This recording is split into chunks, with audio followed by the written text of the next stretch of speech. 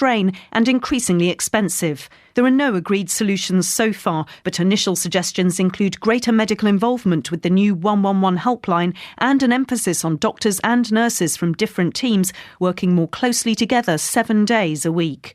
The report says crowded accident and emergency departments are a growing threat to the safety of patients. Other services for sudden medical problems, such as walk-in centres, vary hugely in what they provide and are therefore confusing. 10 wind turbines are being erected on land near Langford in Bedfordshire. They're being built by the Co-op Group despite a petition of more than 1,000 signatures being drawn up against them. The firm's spokesman is Rob Ellis. I entirely understand that everyone doesn't like wind turbines, but some people do. I think it's a good site. In terms of proximity to housing, we went through a comprehensive planning inquiry and it was considered fully, and it was felt that it is a suitable location, and hence planning permission was granted.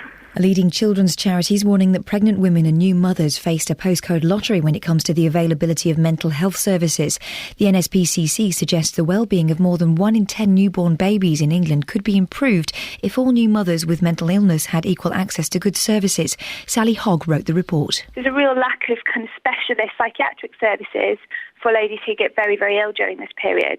And one of the things that we particularly want to highlight is the lack of mother and baby units, which are special kind of hospital units where a mum who's got a severe mental illness can go in with her baby and both of them can get the care they need.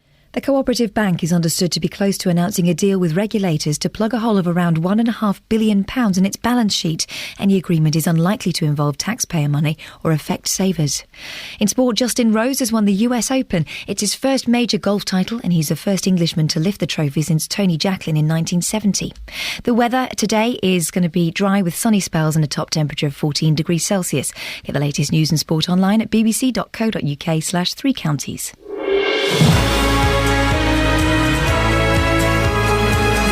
And suddenly it's Monday morning again. How did we wind up back in this box?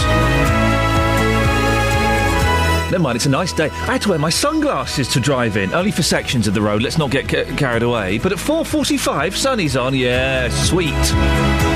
Sweet as. Today is officially summer. Don't waste it. Whatever you're planning to do, don't do it. Enjoy the sun. It goes tomorrow. That's it. We've had it after this. Lots coming up on the show this morning, including death rates in care and nursing homes are to be monitored by the regulator, the Care Quality Commission. Well, the CQC has told the BBC's Panorama programme it wants to root out failures in basic care. It's estimated that a third of care and nursing homes in England don't meet all the necessary standards. Well, it's something that concerns me, but do you worry about going into a care home? Work has begun on a controversial wind farm, aren't they all? In the Bedfordshire village of Langford. Many locals don't want it. But do wind turbines actually look that bad? And David Cameron has left a tip that's bigger than the cost of his meal. Meanwhile, across the Atlantic, a New York restaurant has banned tipping, saying its staff gets paid enough.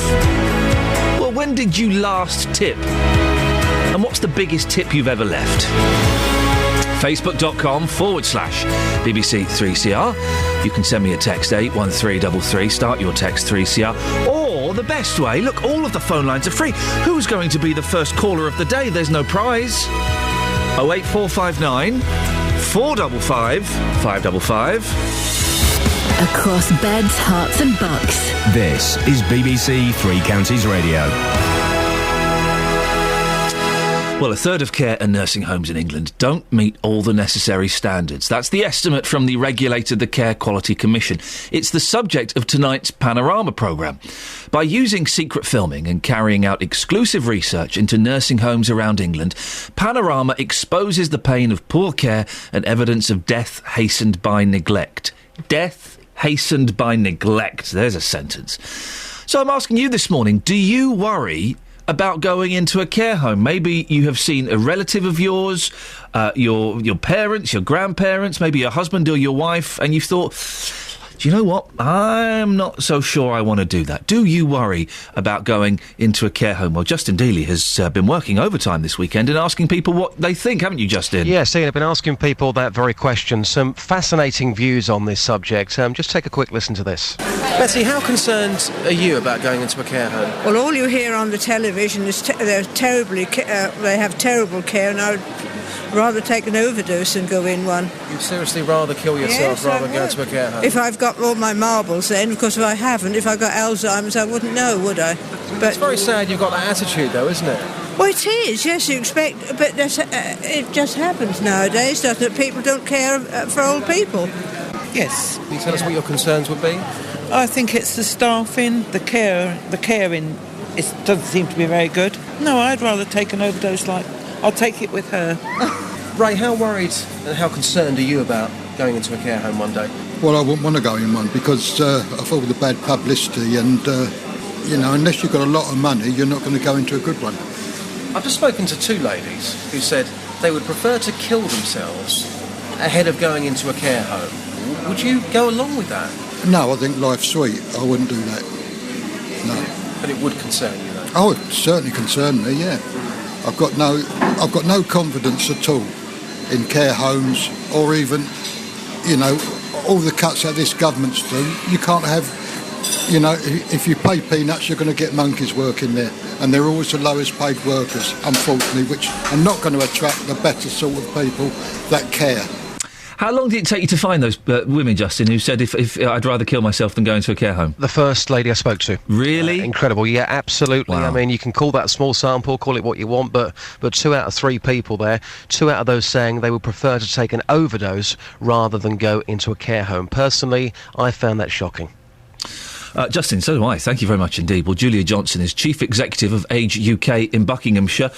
Julia, that's quite a sad outlook, isn't it? Those ladies would rather kill themselves than go into a care home.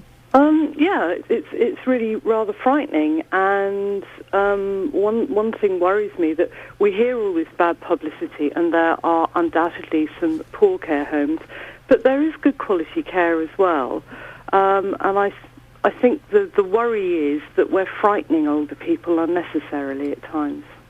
Well, the CQC do say that a third of care and nursing homes don't meet all the necessary standards. Yes, that doesn't surprise me. I think there are quite a few care homes, certainly some that I know of, that don't always have the necessary training in place, particularly with regard to dementia patients.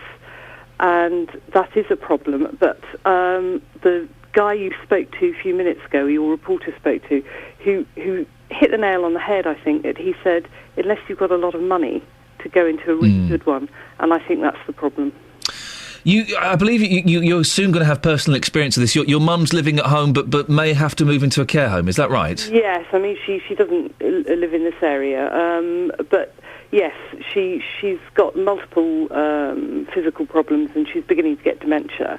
And I think a care home is not too far off. So it is quite worrying, because it's very worrying when you're caring at a distance, and a lot of people do. Because you're not on the spot, and of course you haven't got the opportunity to do the research on care homes in your area. Now, obviously, Age UK, we do have publications which help people ask the right questions. You know, what are the sort of things you need to look at in a care home?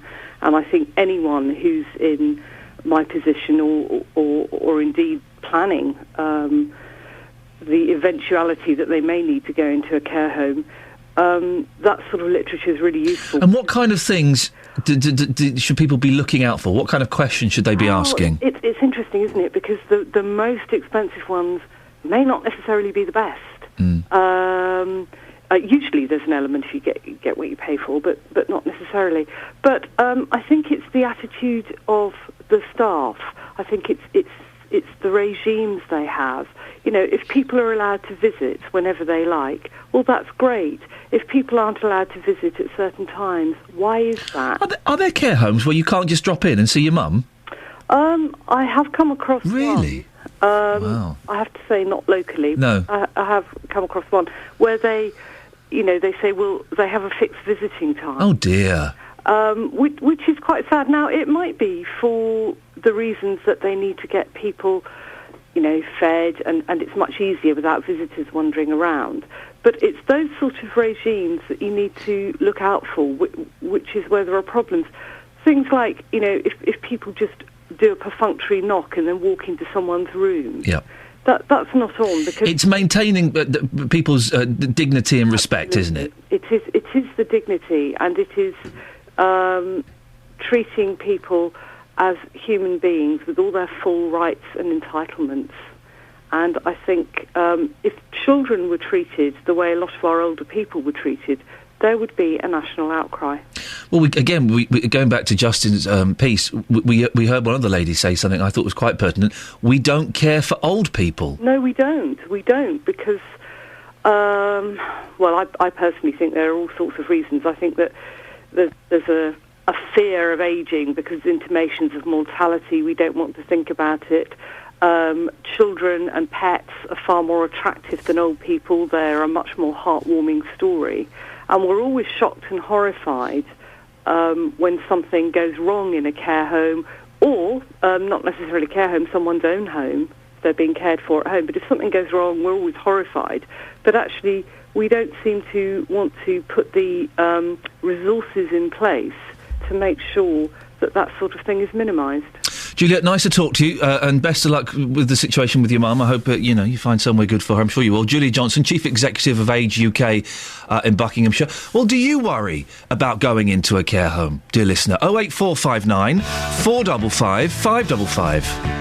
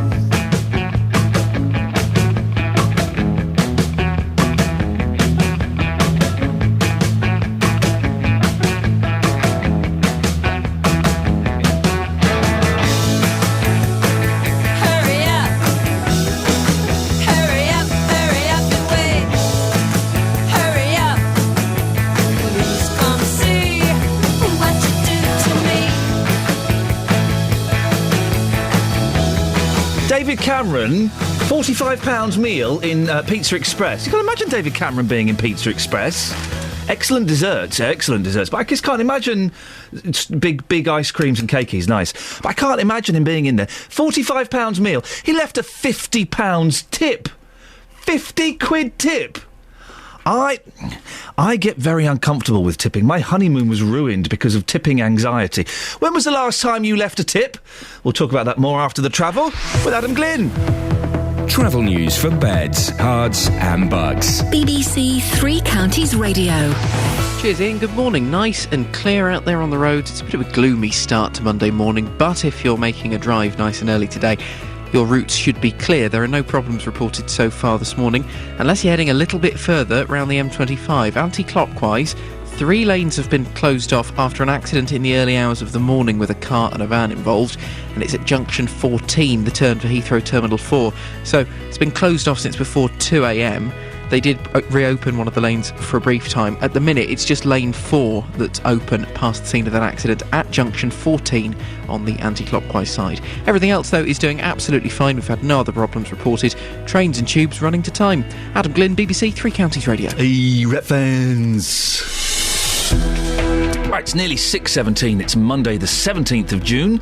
It's summer today. Enjoy it. These are your headlines on BBC Three Counties Radio. The G8 summit of some of the world's most powerful leaders opens in Northern Ireland today, amid international divisions about the civil war in Syria. Care watchdogs are set to investigate death rates in care homes for elderly and vulnerable people in light of a BBC report due to be screened tonight. In sport, Justin Rose has become the first Englishman to win the US Open since Tony Jacklin in 1970.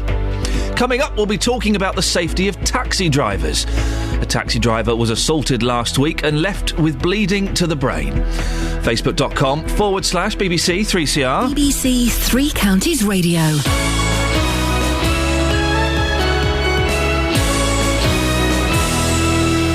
If you've got a problem with a company, a council or an organisation, there's one man you should come and speak to. You've got a problem with a mattress, I gather. Tell me all about it without naming any company name. Jonathan Vernon Smith. Well, every time she tried to book, the trip was cancelled because of adverse weather. The JVS show fights for your rights and tackles your consumer problems. Said send the receipt off and you'll get the cheque in the post. If you need our help, I went to speak to the man that runs this golf club. Email jvsshow@bbc.co.uk. I'm just very pleased that you've got the money. And we could do the same for you. Thanks ever so much, Jonathan. The JVS show on BBC Three Counties Radio.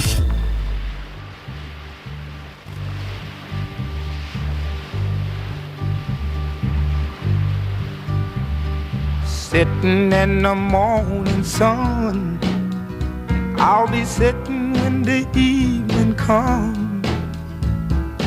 watching the ships roll in, and then I'll watch them roll away again.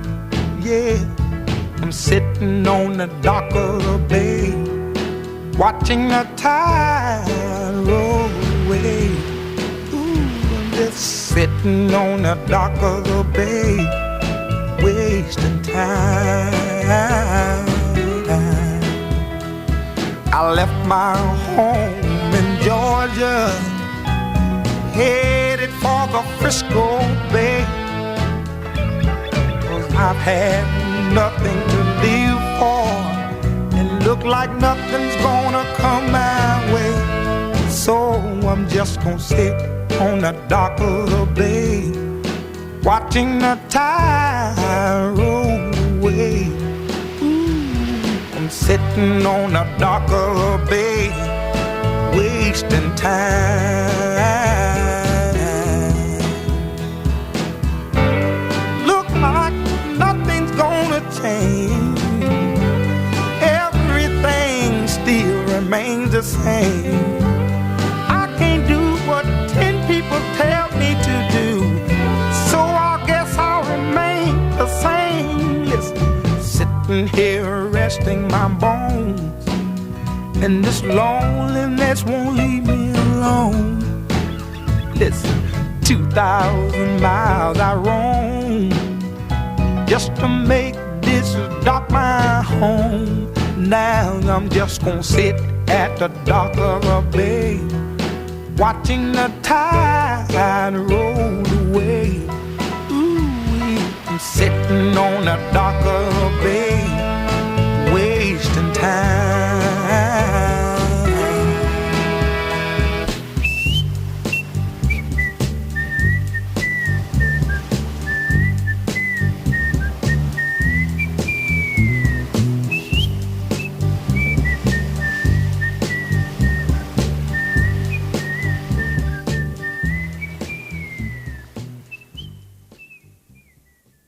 08459 455 555 is the telephone number if you want to give us a call. We will be talking tips a bit later on. I want to know, when was the last time you tipped? And do you struggle with...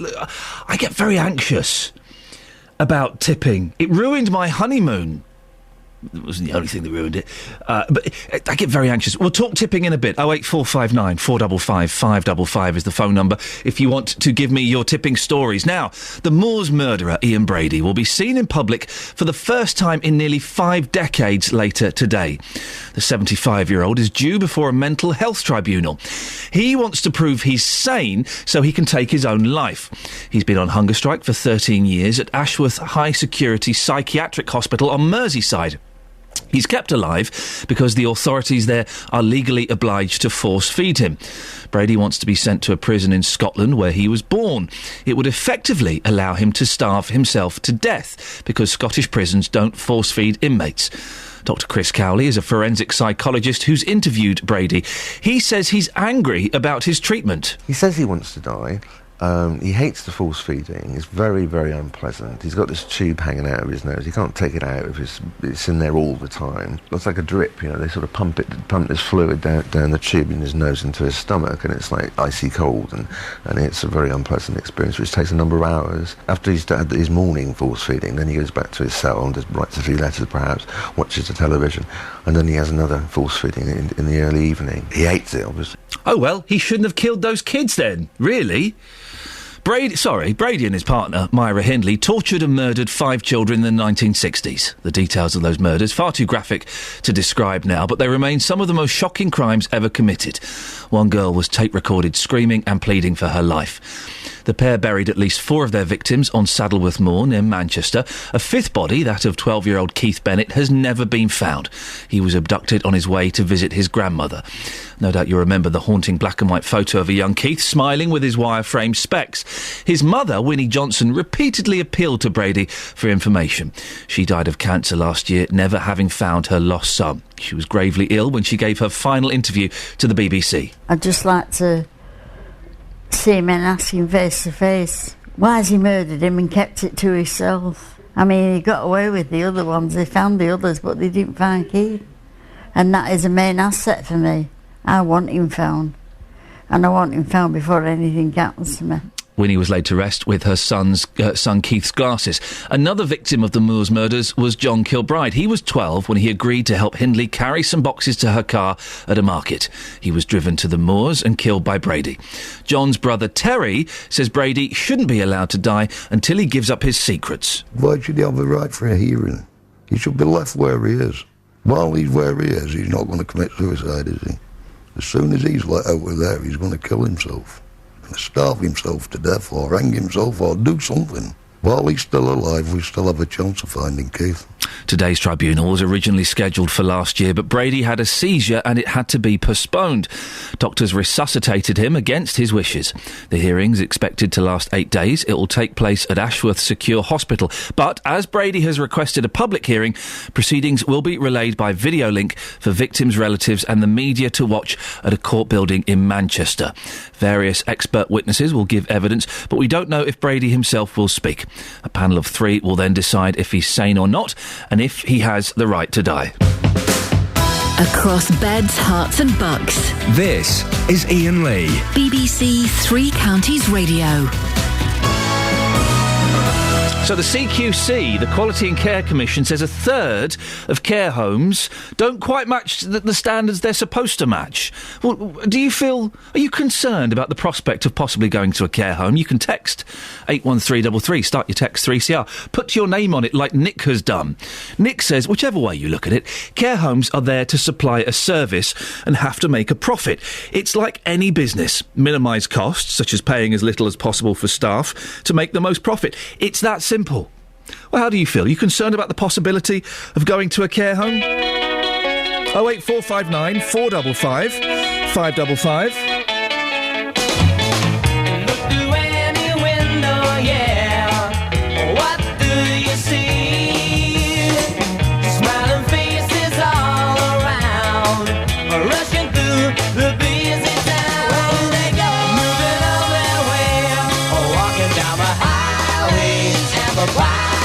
Where they go?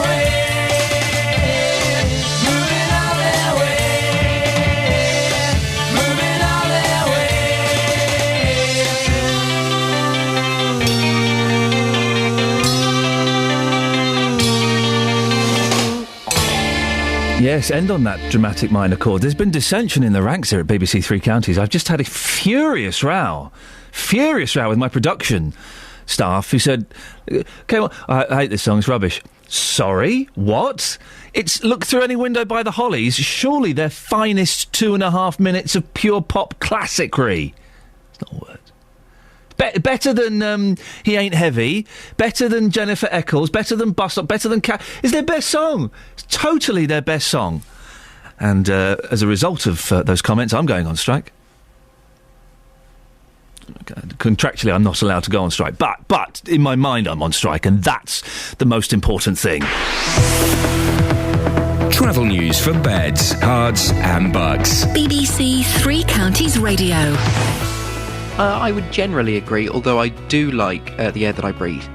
Get on with it, Glyn. All right.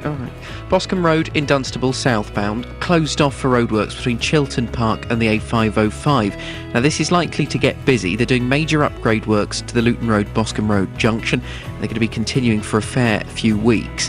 The M25, now through the roadworks section, it's running well. We've got problems a little bit further round anti-clockwise. 3 lanes of the motorway remain closed off for recovery work after an accident with a car and a van involved between junction 14 at Heathrow Terminal 4 and just beyond there. Now, the congestion at the minute is back to junction 16 at the M40, and past the scene of the accident there is only 1 lane open, lane 4, the outside lane, which is no wonder it's starting to look very slow. Trains and tubes, though, still running without problems this morning. Adam Glynn, BBC Three Counties Radio. Sorry to snap you, Adam. I just get very touchy when my judgment of the Hollies is brought into question, OK? Fair enough. Thank you very much indeed. There we go. News and sport with Catherine Boyle. Across beds, hearts and bugs. This is BBC Three Counties Radio.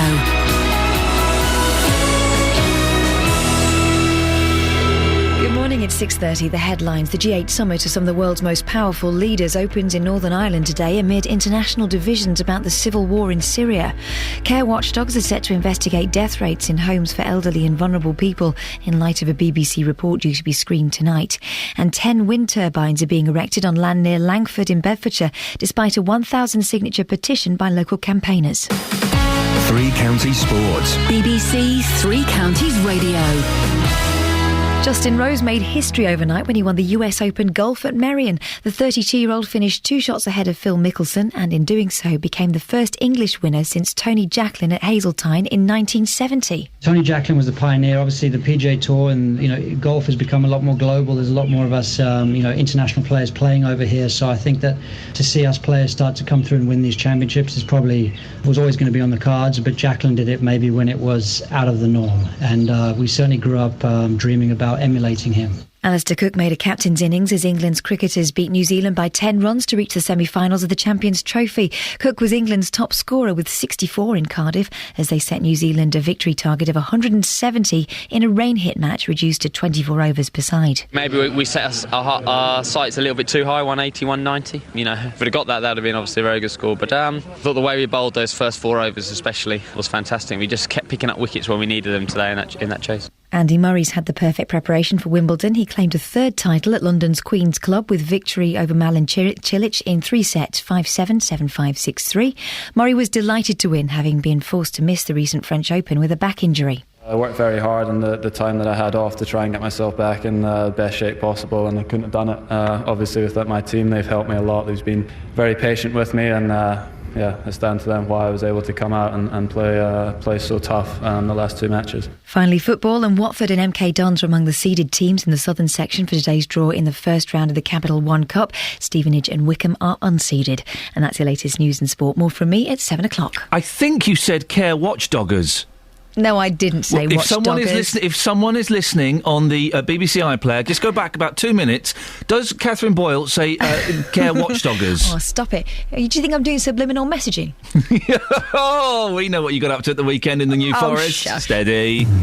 Call 08459 455 555. BBC Three Counties Radio. Come Coming up in the next 30 minutes, when was the last time you left a tip? And could more be done to protect our taxi drivers? But before that, leaders of some of the world's biggest economies are meeting in Northern Ireland today for the G8 summit. It's being hosted by David Cameron, and issues on the agenda include talks on the Syrian crisis and how to stop global tax dodging by multinational companies.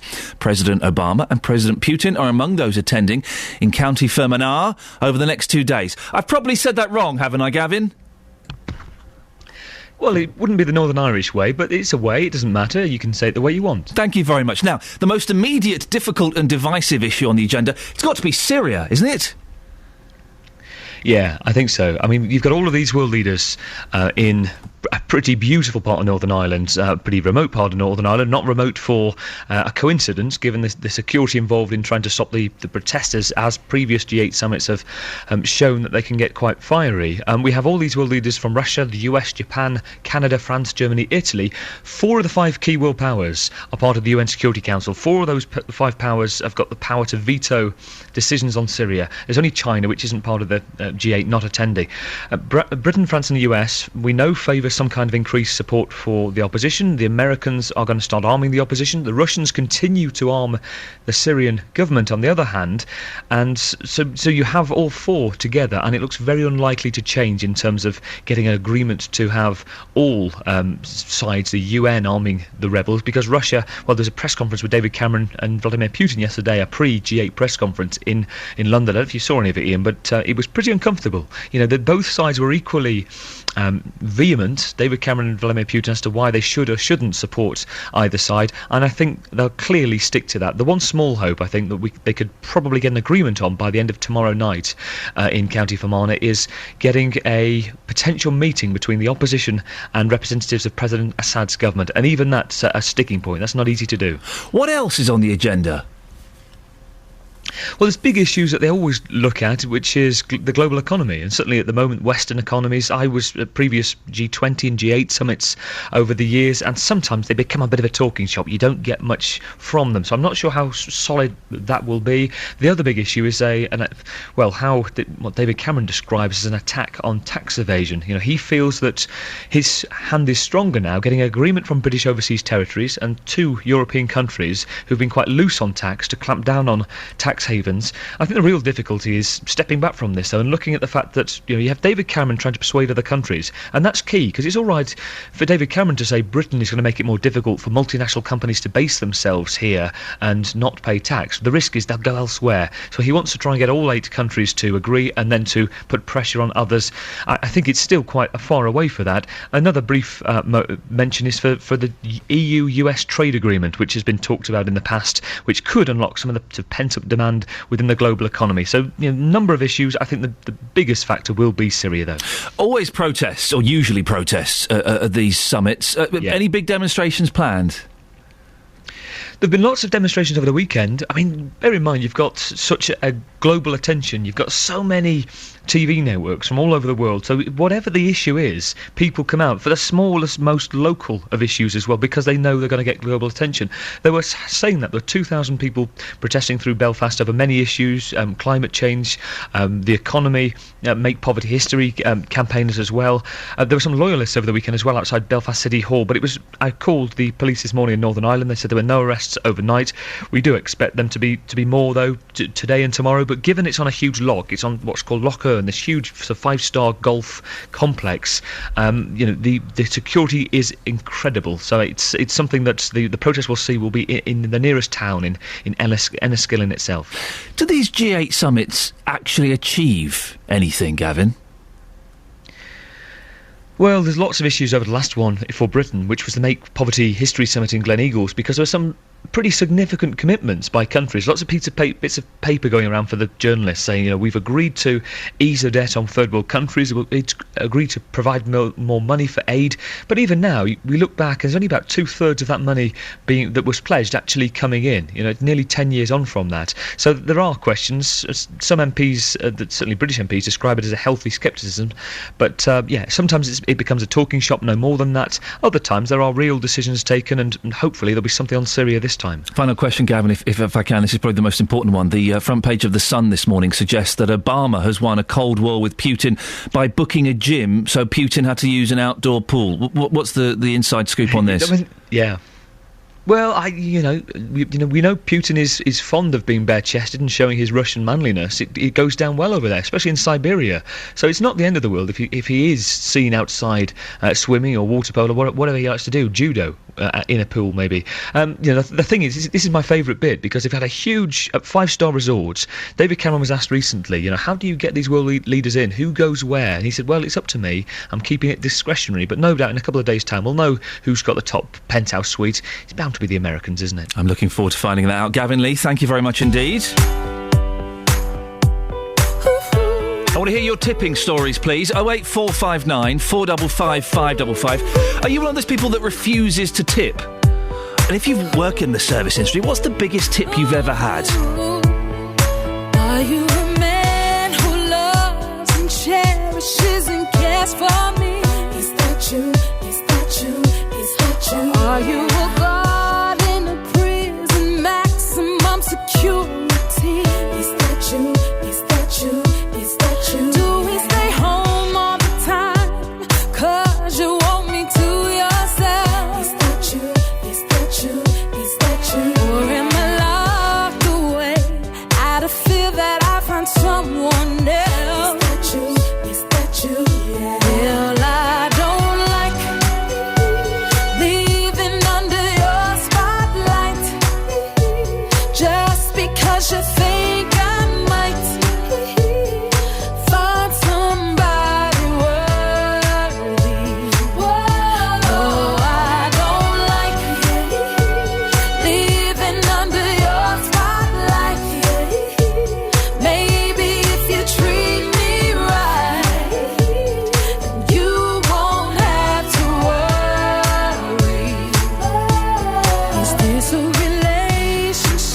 Fulfilling your needs as well as mine. Is that you? Is that you? Is that you? Or is this just my sentence? Am I doing time? Is that you? Is that you? Oh, and if this is love, real love, then I'm staying no doubt. Is that you? Is that you? Is that you? But if I'm just love's prisoner, then I'm busted out.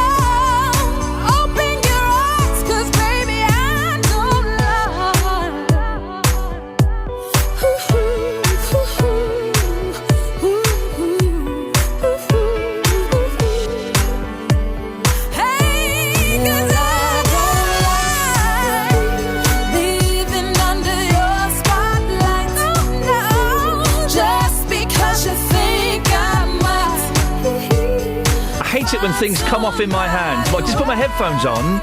I think Catherine Boyle may have broken these last week. The headphones just collapsed.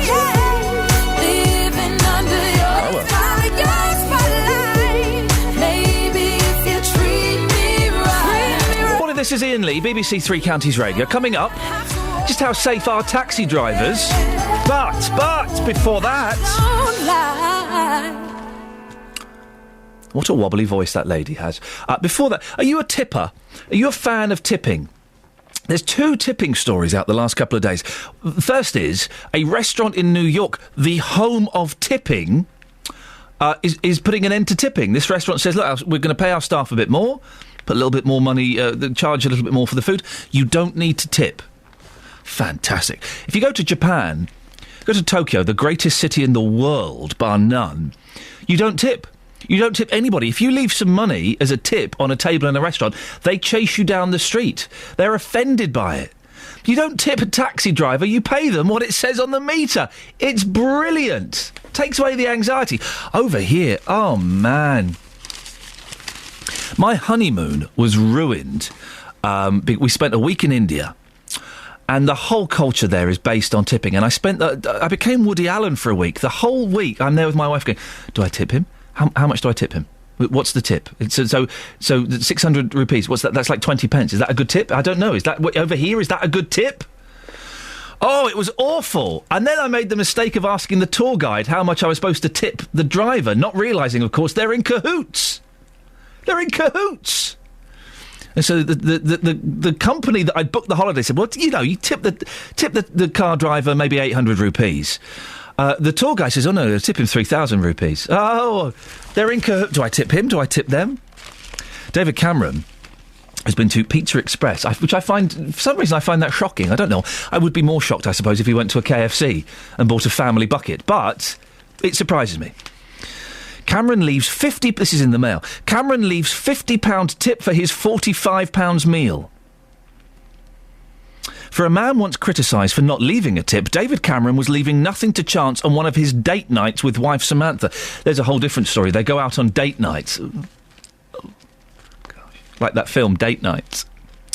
After the couple shared a meal costing about £45, Mr Cameron left £50 for staff at a pizza restaurant in a show of generosity that left fellow diners wondering whether he'd saved on his bill with a discount voucher. £50? So he left more than the cost of the meal in tips. Well, that's just ridiculous, isn't it? The Prime Minister was dining in Soho after watching a portrayal of himself in the West End play The Audience. He ordered a £12.75 Rusticella pizza, while Mrs Cameron opted for a £10.90 lasagna classica. In my stomach now we're talking about food. The couple shared a bottle of red wine and a portion of dough balls. But the meal at Pizza Express still would have cost less than £50 had it not been for the hefty tip. Well, I think £50 is excessive. I don't like leaving tips, and I've fallen out with Catherine Boyle this morning because she once dumped a boy, I think, because he didn't leave tips. It makes me anxious. Just charge a little bit more. There's all this anxiety and how much? 10%? 12%? Are you a tipper? When was the last time you left a tip? And if you work in the service industry, or you work in a bar, or a restaurant, what's the biggest tip you've ever received? I remember back in the day being very, very drunk and having a birthday party at a bar. I left a very big tip. Oh, dearie me, ridiculous. Oh, I wouldn't say very big. It was like £100 or something. I know. Very, very drunk. That's one of the reasons I stopped drinking, was the tips I was leaving. When was the last time you left a tip? And what's the biggest tip you've ever received? You can give me a call, 08459 455 555, or you can send me a text, 81333. Start your text 3CR. Travel news for beds, cards and bugs. BBC Three Counties Radio. Iain, I couldn't agree with you more. I find it awkward. I find it weird. It's difficult to work out what you're supposed to give, and I've had fights with my fiancé about it because the culture over in North America is different. It ends relationships, Adam. Catherine Boyle split up with the love of her life because of tipping. Oh, I see. If I think service is good, I leave 10%. If I think service is not good, I leave no tip. Well, let's see, Canada, Adam. Supposedly, you're supposed to leave 10% even if service is bad. Adam, let's see if you're going to get a 10% tip at the end of this report, shall we? OK. M1 southbound, slow-moving Luton to Redbourne. M25, busy anti-clockwise Waltham Abbey to Enfield. Then from the M1 to Kings Langley. And the biggest problem this morning, further around anti-clockwise, 3 lanes closed off. An accident as you go past Heathrow Terminal 4 at junction 14. Delays of nearly 2 hours approaching that closure. Congestion back to Maple Cross at junction 17 because for the moment only 1 lane remains open past that accident. Adam Glynn, BBC Three Counties Radio. Yeah, I'll take the service charge off this bill if that's all right, Adam. Thanks very much. 6:47, it's Monday the 17th of June. I'm Iain Lee.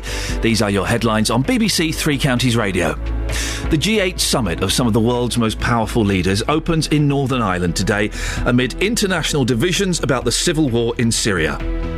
Health watchdogs are set to investigate death rates in care homes for the elderly and vulnerable in light of a report due to be screened on Panorama tonight.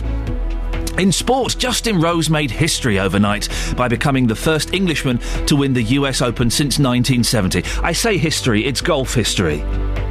Coming up, we're talking tipping. David Cameron left a tip that was more expensive than the meal itself. What a show-off.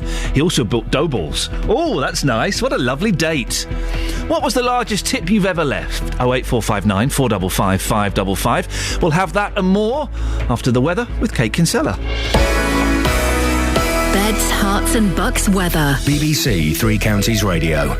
Good morning. Well, we're waking up to a little bit of cloud around this morning. Not too much. We have had some brightness, but unfortunately it's not going to last. If you haven't got it already, we are seeing some rain moving across all three counties. Some of that rain actually quite heavy from time to time as well.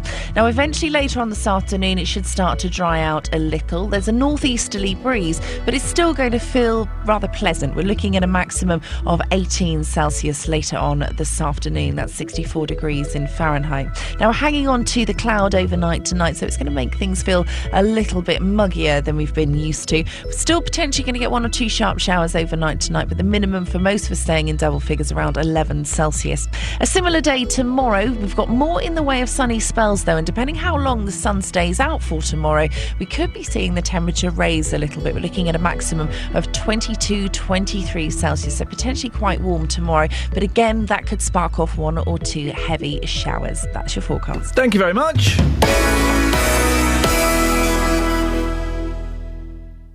Every weekday from 3, Roberto Perrone. The bosses of a Milton Keynes lorry driver who died after falling asleep at the wheel have been found guilty of manslaughter. With the best local news stories. At the moment, Christmas in Luton is at risk. We'll do our best. We'll work with the business community and other sponsors to fund the Christmas lights. The best local travel. Multi-vehicle crash on the M1 northbound just as you come from the M25. It's going to get busy. 3 cars involved. With the best local talking points. Because I was born female, that was my first sin, if you like, and I don't think I've ever been forgiven for it. Roberto Perrone, weekdays from 3 on BBC Three Counties Radio. Who wants a brilliant song about someone speaking to someone's mum? Yeah, I do. He's speaking to someone's mum on a telephone. Love this. A little bit of Dr. Hook, Sylvia's mother. Yes, please. Sylvia's mother says Sylvia's busy. Too busy to come to the phone.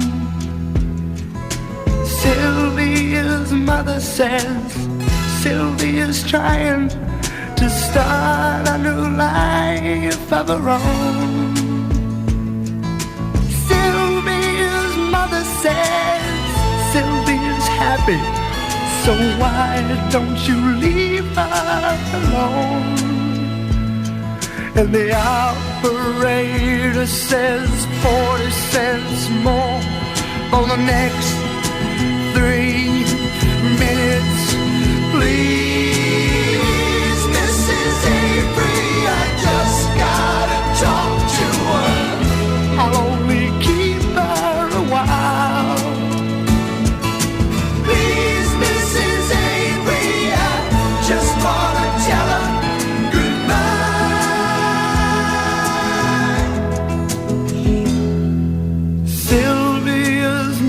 says Sylvia's packing. She's gonna be leaving today. Sylvia's mother says Sylvia's marrying a fella down Galveston Way.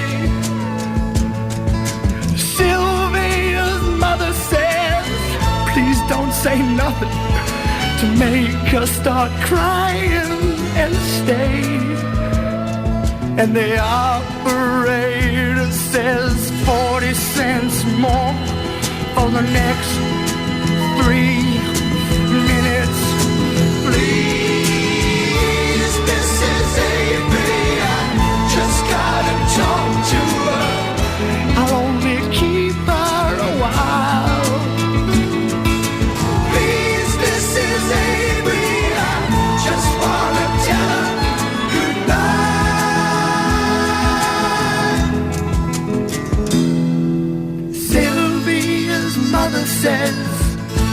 Sylvia's hurrying. She's catching the 9 o'clock train. Sylvia's mother says, take your umbrella, 'cause Sylvia, it's starting to rain. And Sylvia's mother says, thank you for calling, and sir, won't you call back again? And the operator says 40 cents more for the next 3 minutes. Please, Mrs. Avery, I just gotta talk to her. I'll only keep her a while. Please, Mrs. Avery, I just wanna tell her goodbye.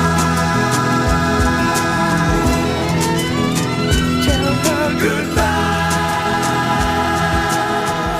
please.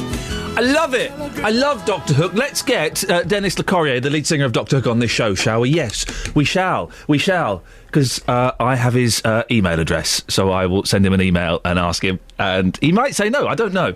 He's brilliant and he's lovely and he's got such a good voice. Man, that's a good song. Now, tipping this morning. Tipping makes me so anxious. It makes me so uncomfortable. You're in meals have been ruined by my tipping anxiety. I have in the past, and I'm not afraid to do this. I have in the past asked the waiter to bring the bill back with the service charge taken off, because the service is there a problem? Yeah, you weren't very good. I don't think... Sometimes the waiter... I don't think you can take the service charge. Oh, yes, you can. Oh, yes, you can. If I ask you to, you can. I've done that. But the whole tipping thing, it's just a nightmare, isn't it? I've ruined meals by being anxious about how much I should be giving. And if there is a service charge, you don't need to give a tip on top of that, do you? Or do you? And is it 10%? No, it's not meant to be 10%. Adam Glynn, the travel gentleman, mentioned 10% earlier on.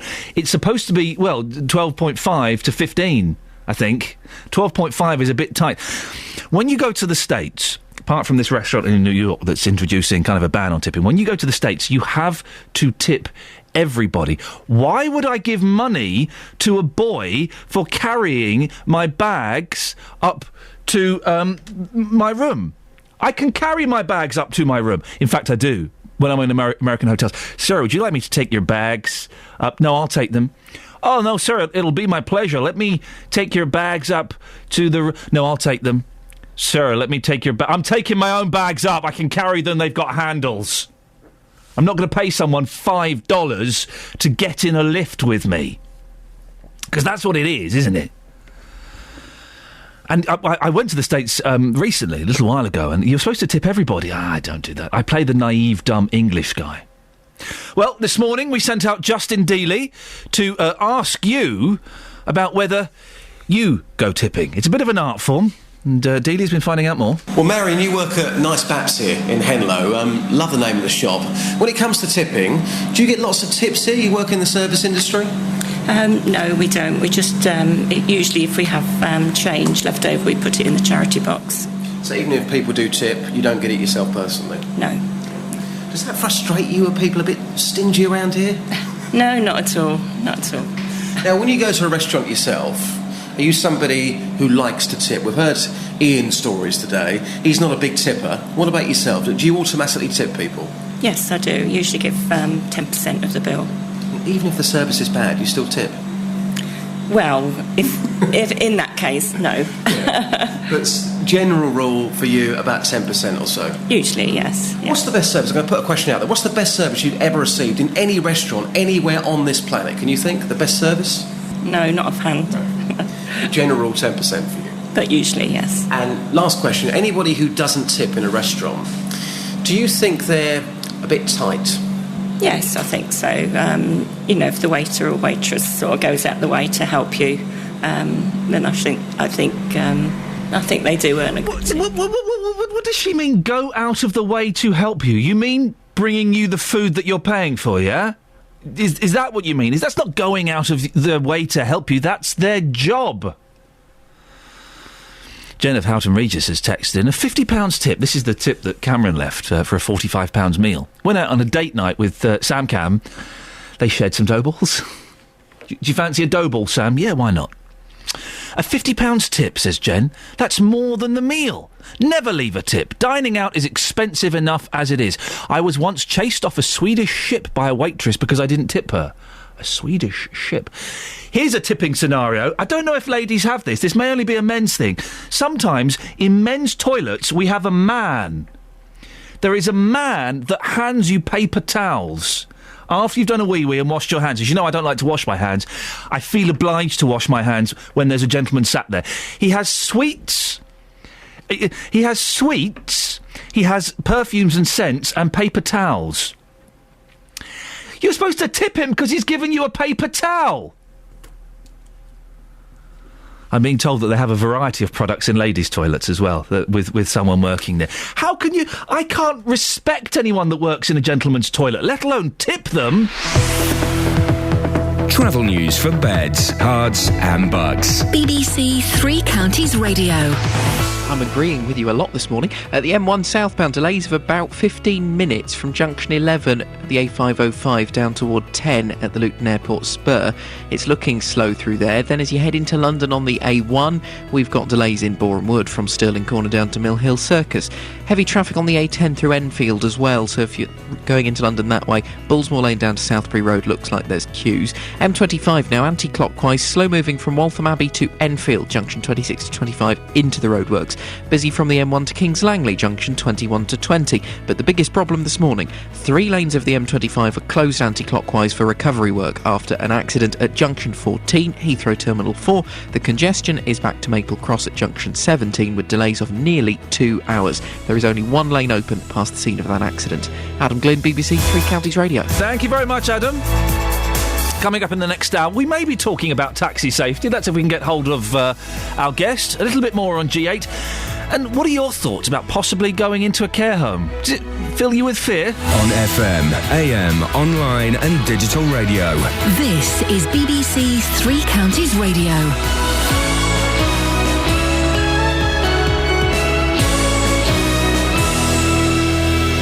Good morning, it's 7 o'clock. I'm Catherine Boyle. The headlines: East-West tensions as G8 begins, care watchdogs investigate panorama findings, and work begins on Bedfordshire wind farm. BBC Three Counties Radio. The leaders of some of the world's most powerful countries are gathering for the G8 summit amid bitter international divisions about the civil war in Syria.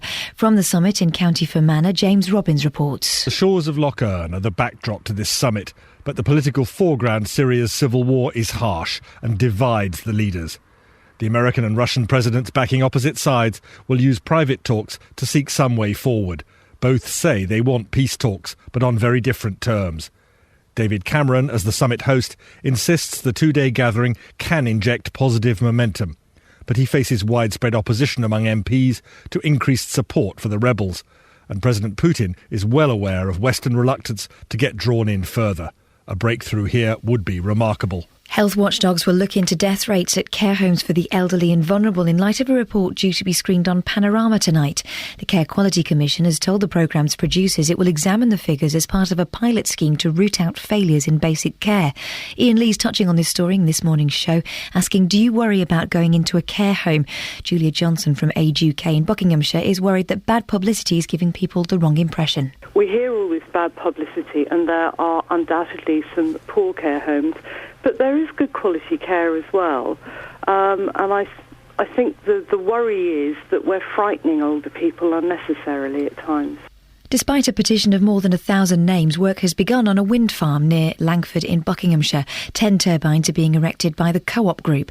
Their spokesman, Rob Ellis, insists that despite local opposition, Langford is the ideal location. We're never going to keep everybody happy. It is a very well-chosen site, and the fact you've got the East Coast Main Line with overhead electricity lines running along the East Coast Main Line, and then you've got the A1 on the other side. The proportion of state-educated students at Britain's most selective universities has fallen in the past 10 years, according to a new study from the Government Social Mobility Commission. The report's author, the former Labour Minister Alan Milburn, said it's unacceptable that the leading Russell Group of universities is becoming less socially representative. The Cooperative Bank is understood to be close to announcing a deal with regulators to plug a hole in its balance sheet. Concerns about the bank's capital arose after it pulled out of a deal to buy several hundred branches from Lloyds Banking Group, and its debt was downgraded to junk status by a ratings agency. In sport, Justin Rose is celebrating winning the US Open golf at Merion in Pennsylvania. The 32-year-old finished 2 shots clear of Phil Mickelson and is the first English winner of the title since Tony Jacklin in 1970. The weather, sunshine and showers with a top temperature of 18 degrees Celsius. That's 64 degrees Fahrenheit. Get the latest news and sport online at bbc.co.uk/3counties. So you dumped a hunk because of tipping. You're exaggerating. I am, because it's show business. He wasn't a hunk. And he was the love of your life? No, I'm married to the love of my life. Yeah, OK, but before that, you finished... My first love, yes. I went with right the love off of your him. life. No, I went right off him. What? It was one of the telltale signs that it was not meant to be, was he was mean about tipping. What did he... Why? We used to say, what's the point in tipping? I don't tip anyone. You know, if they're doing their job, that's it. That's not mean, though. That's sensible. No, they're on minimum wage. Cut them some slack. I was a waitress once. I think this is probably why I was annoyed by him. Well, they should go and get another job. Huh? Are you him? No, but I strongly I think you might be him. I've never got over you dumping me! Quite right, too.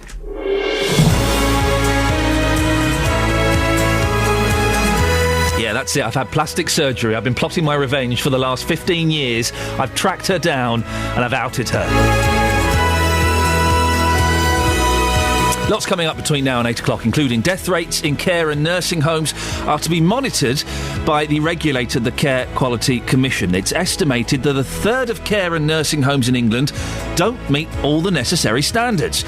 Well, do you worry about going into a care home? Work has begun on a controversial wind farm in the Bedfordshire village of Langford. Many locals don't want it, but do wind turbines actually look that bad? I think they're rather beautiful. And you heard me arguing with Catherine Boyle there about tipping. David Cameron has left a tip that's bigger than the cost of the meal, while across the Atlantic a New York restaurant has banned tipping. Well, when did you last tip? And what's the biggest tip you've ever received or given? Facebook.com/BBC3CR. You can send me a tip. You can send me a tip if you want. A text is probably more appropriate, though. 81333. Start your text 3CR. Or give me a phone call. 08459 455 555. Across beds, hearts and bucks. This is BBC Three Counties Radio. Well, this morning, talking about care homes. A third of care and nursing homes in England don't meet all the necessary standards. That's the estimate from the regulator, the Care Quality Commission, and it's the subject of tonight's Panorama programme. We're asking this morning, do you worry about going into a care home? Well, here's what Justin Dealey found out when he asked that very question. Betty, how concerned are you about going into a care home? Well, all you hear on the television is they have terrible care, and I would rather take an overdose than go in one. You'd seriously rather kill yourself rather than go to a care home? If I've got all my marbles then, because if I haven't, if I got Alzheimer's, I wouldn't know, would I? But it's very sad you've got that attitude, though, isn't it? Well, it is, yes, you expect, but it just happens nowadays, doesn't it? People don't care for old people. Yes. Can you tell us what your concerns would be? I think it's the staffing, the caring, it doesn't seem to be very good. No, I'd rather take an overdose I'll take it with her. Ray, how worried and how concerned are you about going into a care home one day? Well, I wouldn't want to go in one because of all the bad publicity and, unless you've got a lot of money, you're not going to go into a good one. I've just spoken to 2 ladies who said they would prefer to kill themselves ahead of going into a care home. Would you go along with that? No, I think life's sweet. I wouldn't do that. No. But it would concern you, though? Oh, it certainly concern me, yeah. I've got no confidence at all in care homes or even, all the cuts that this government's do. You can't have You know, if you pay peanuts, you're going to get monkeys working there. And they're always the lowest paid workers, unfortunately, which are not going to attract the better sort of people that care. Well, it was only in January that we heard complaints of abuse in care homes across the 3 counties had increased in the last year. The BBC obtained exclusive figures which revealed that the number of complaints had increased by 6% in Hertfordshire alone. Julia Johnson is Chief Executive of Age UK in Buckinghamshire. There are undoubtedly some poor care homes, but there is good quality care as well. I think there are quite a few care homes, certainly some that I know of, that don't always have the necessary training in place, particularly with regard to dementia patients. And that is a problem. But the guy you spoke to a few minutes ago, your reporter spoke to, who hit the nail on the head, I think, that he said, unless you've got a lot of money to go into a really good one, and I think that's the problem. Well, someone who has had direct experience of care home neglect is Russ Simper from Milton Keynes. Good morning, Russ. Good morning, Ian. Russ, your dad was Alan. Tell me what happened. Well, basically, my dad was diagnosed with dementia and Alzheimer's about 2008, 2009. He went into a care home in Bedfordshire. He was probably only in there a few weeks, and when he came out, the bed sores were so severe that you could see bone. Sorry, you could see bone through his bed sores? No, his bed sore was so severe and so deep, you could see bone, so they had to rush him into hospital, where he was given maggot therapy, but following that died. How old was your dad, Russ? He was about 80. And before, apart from the Alzheimer's, how was he? Do you know what? A few weeks before that, he was kind of okay. He needed a lot of help and attention. And my stepmother, Mary, absolutely doted on him and looked after him. He was blind as well, so everything wasn't smooth. But he was kind of okay. There was no reason why he should have ended up like that, apart from poor care. How did you... I mean, we should say this care home, it was run by Southern Cross, which is a company that no longer exists. Yeah. How did you select the care home, Russ? Well, we kind of went on to websites. It was quite difficult getting all of the information we needed, but we went on to websites and tried to look up various things from the... I think you mentioned the quality care guys, but it wasn't transparent enough, and it certainly wasn't. It's certainly something that needs significant regulation. It's quite strange how in a state-run schools there's Ofsted, but in a commercial world there isn't really much that regulates it. And of course, a lot of these care homes are backed up by quite large, commercial companies who are pumping money into it. Did you go and have a look around the care home? Yes, and you're always left with guilt when you're attached to somebody that dies in a care home. After all, we selected the care home, so in effect, effectively, you almost feel guilty about killing your own dad. But you know what? What are you exposed? I had no idea what I would expect to see if I went into a care home. I would have no idea whether one was good or bad. You'd kind of get an inkling or think something was right or wrong, but how would you know? You're right. Listen, my mum, I had to make the decision to put my mum into care home, and the guilt is something that is with me now 3 or 4 years later. And it is difficult to know just by going and looking around, even if you're there for a couple of hours, because the staff can be nice, people can paint a good picture. It's difficult to see what's going on behind the scenes. Exactly right. I mean, and take the example I use for the schools. You could go into an average number of schools. How would you know whether it was a good school or a bad school? And I use exactly the same analogy with care homes. And it's very odd how with state-led education we have such a tight system for educating children, and yet for keeping people alive we don't have that much. When did you realise that maybe something wasn't quite right?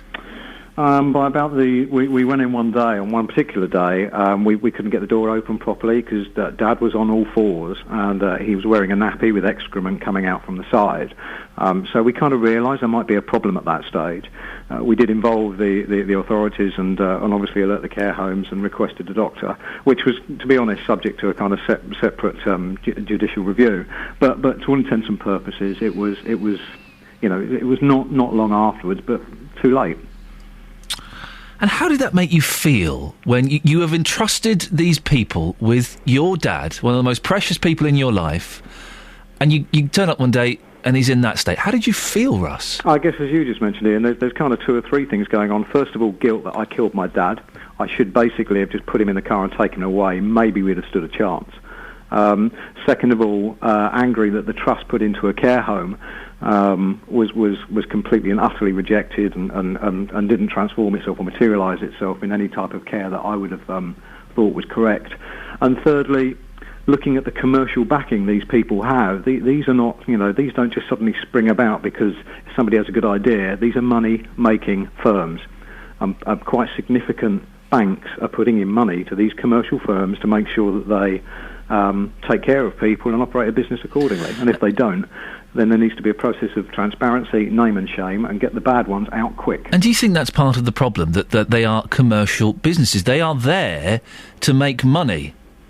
I don't think there's a problem with a commercial business being around to take care of people that makes money, as long as they're regulated to a point that is that kind of parallels the business they're doing. And if their business is taking care of people, then there's got to be significant repercussions on the directors involved and the owners if things don't go correct.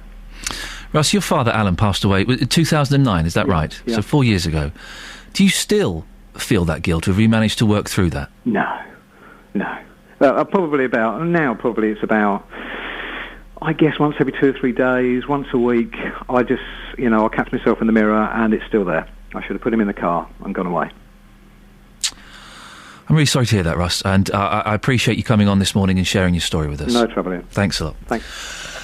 Russ Simpo, well, what a story. 4 years later, he's still feeling the guilt. And my mum is in a care home, and it's a cracking care home. It's a brilliant place. There's a few issues, but generally, it's pretty darn good.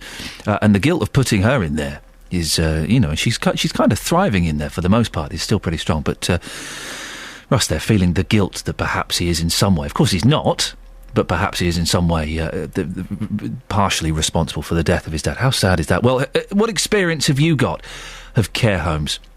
Have you had to put, I don't want to say put, it's slightly patronising, but encourage your mum or your dad or your grandparents that they would be better off in a care home? Maybe you have had to make that decision because they are not well enough to make it themselves. 08459 455 555 is the phone number. Do give us your stories about care homes. Don't mention any names or anything like that. Let's not get into any trouble like that. And are you concerned about the prospect of moving into a care home yourself? Does it worry you? A lot of them are brilliant. I don't want to create panic. Maybe you're making this decision for yourself or a loved one right now. I don't want to create panic. A lot of them are fantastic. And yes, they are businesses, but they're staffed by people who actually care. But are you concerned? 08459 455 555. Just a reminder, that was Russ Simper from Milton Keynes, whose dad, Alan, died 4 weeks after moving to a care home in Bedfordshire in 2009. It was run by the healthcare company Southern Cross, which no longer exists. Travel news for beds, cards and bugs. BBC Three Counties Radio. Major problems on the M25 this morning. If you're going anti-clockwise, there are severe delays following an accident at junction 14 for Heathrow Terminal 4 in the early hours. Congestion is back to junction 18 at Chorleywood with delays of over 2 hours. The good news, though, all lanes have just reopened. It was just one lane open for quite a while. About 5 minutes ago, they've got all the lanes reopened, so hopefully traffic will be on the move at least. The M25 anti-clockwise further back, it's slow from the M1 toward Kings Langley, also from the M11 toward the A10 and through the roadworks. There are M1 delays on the southbound side, slow moving from Milton Keynes to Bedford, junction 14 to 13, from the A505 to Luton Airport, junction 11 to 10, then on the A1 into London through Boreham Wood as you come along the Barnet bypass between Stirling Corner and Mill Hill Circus. Things on the trains and tubes running without problems so far today. Adam Glynn, BBC Three Counties Radio. Thank you, Adam. More from him in 15 minutes. Right now it's 7:16. It's Monday the 17th of June. I'm Iain Lee. These are your headlines on BBC Three Counties Radio. The leaders of some of the world's most powerful countries are gathering for the G8 summit amid bitter international divisions about the civil war in Syria. Health watchdogs will investigate death rates in care homes for the elderly and vulnerable in light of a Panorama report due to be broadcast tonight. In sport, Justin Rose is celebrating becoming the first English golfer to win the US Open for 43 years. Coming up, we'll be talking about the safety of taxi drivers.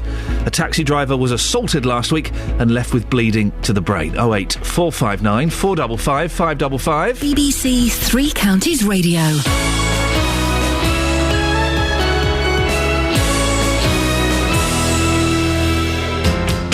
Every weekday from 12, Nick Coffer brings you great guests. Julian Clary, welcome to BBC Three Counties Radio. Legendary Genesis guitarist Steve Hackett, Supertramp frontman Roger Hodgson, Carol Decker of Tapao fame joins me now. Great conversations. China in your hand is about the fragility of your dreams and that you should be careful what you wish for. Something very addictive about making people laugh is standing on stage and every few seconds getting that hit of a laugh. Nick Coffer. Weekdays from 12 on BBC Three Counties Radio. So, in a restaurant in New York, they're outlawing tipping.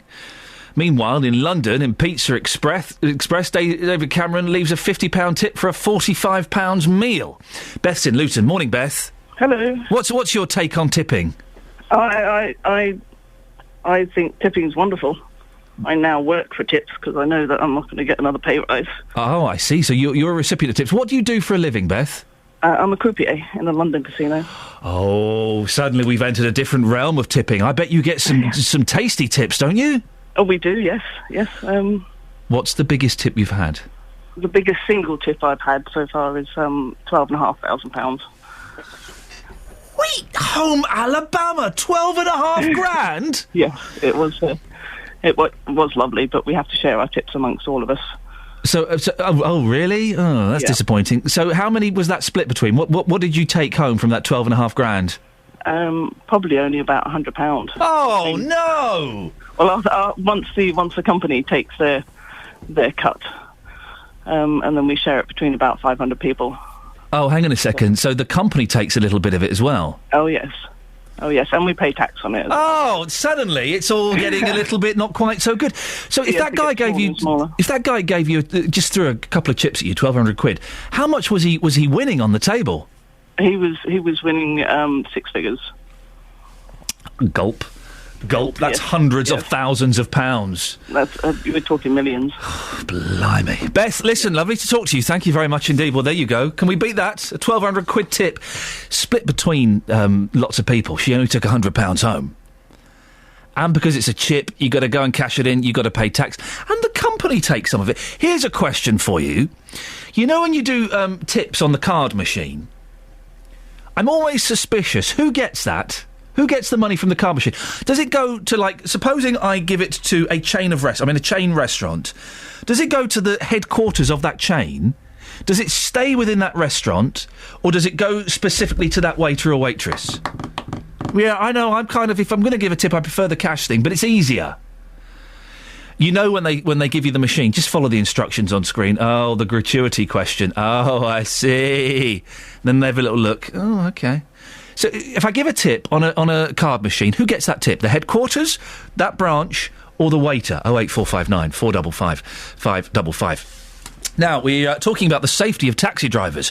Last week in Luton, a 45-year-old taxi driver was left with bleeding on the brain after a violent assault by 3 young men, which took place at 3:30 in the afternoon. Police are investigating the assault, but how dangerous is it for taxi drivers?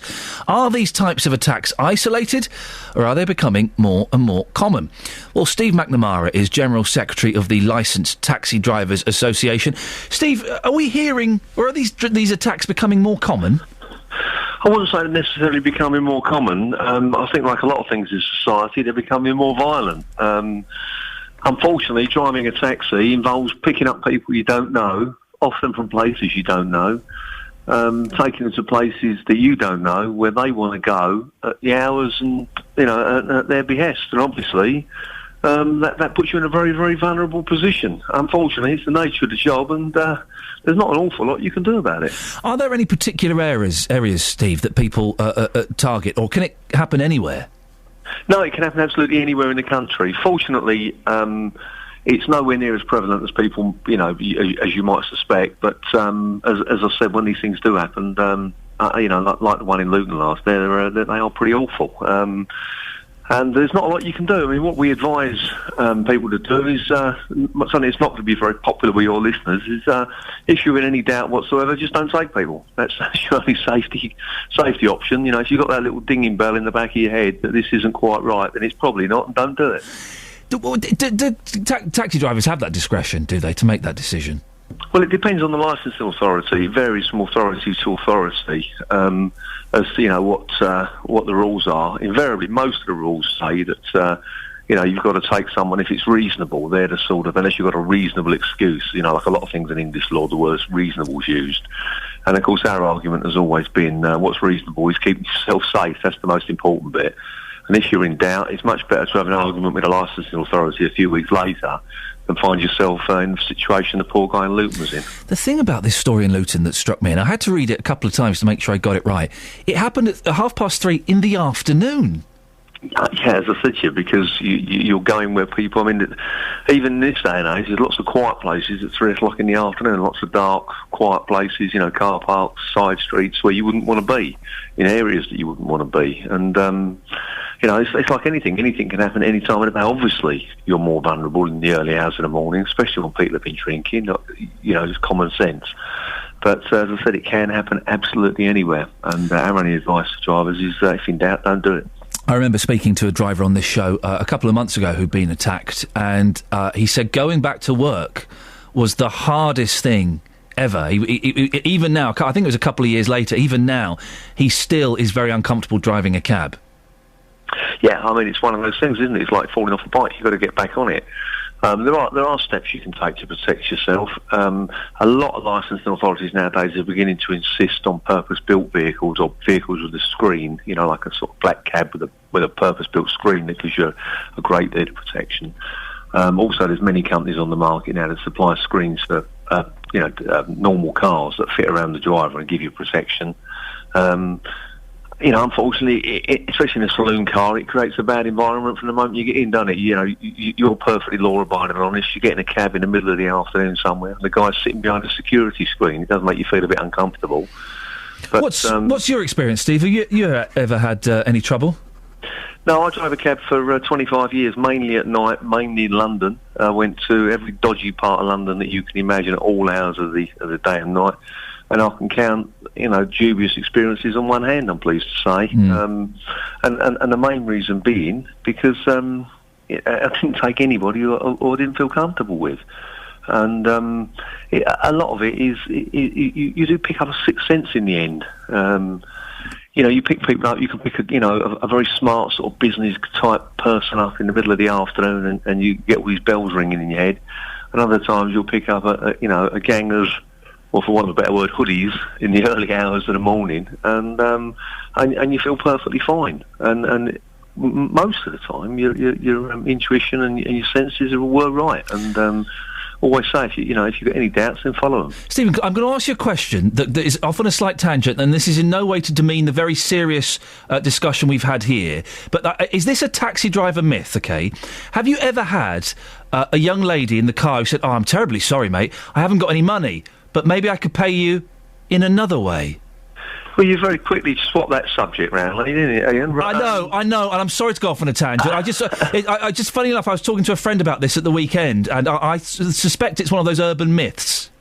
It's not an urban myth. It doesn't happen anywhere as often as the carry-on films and those sort of films would have you believe, but those sort of situations do arise, and that's something, especially in this day and age, that once again we advise drivers to be extremely careful with.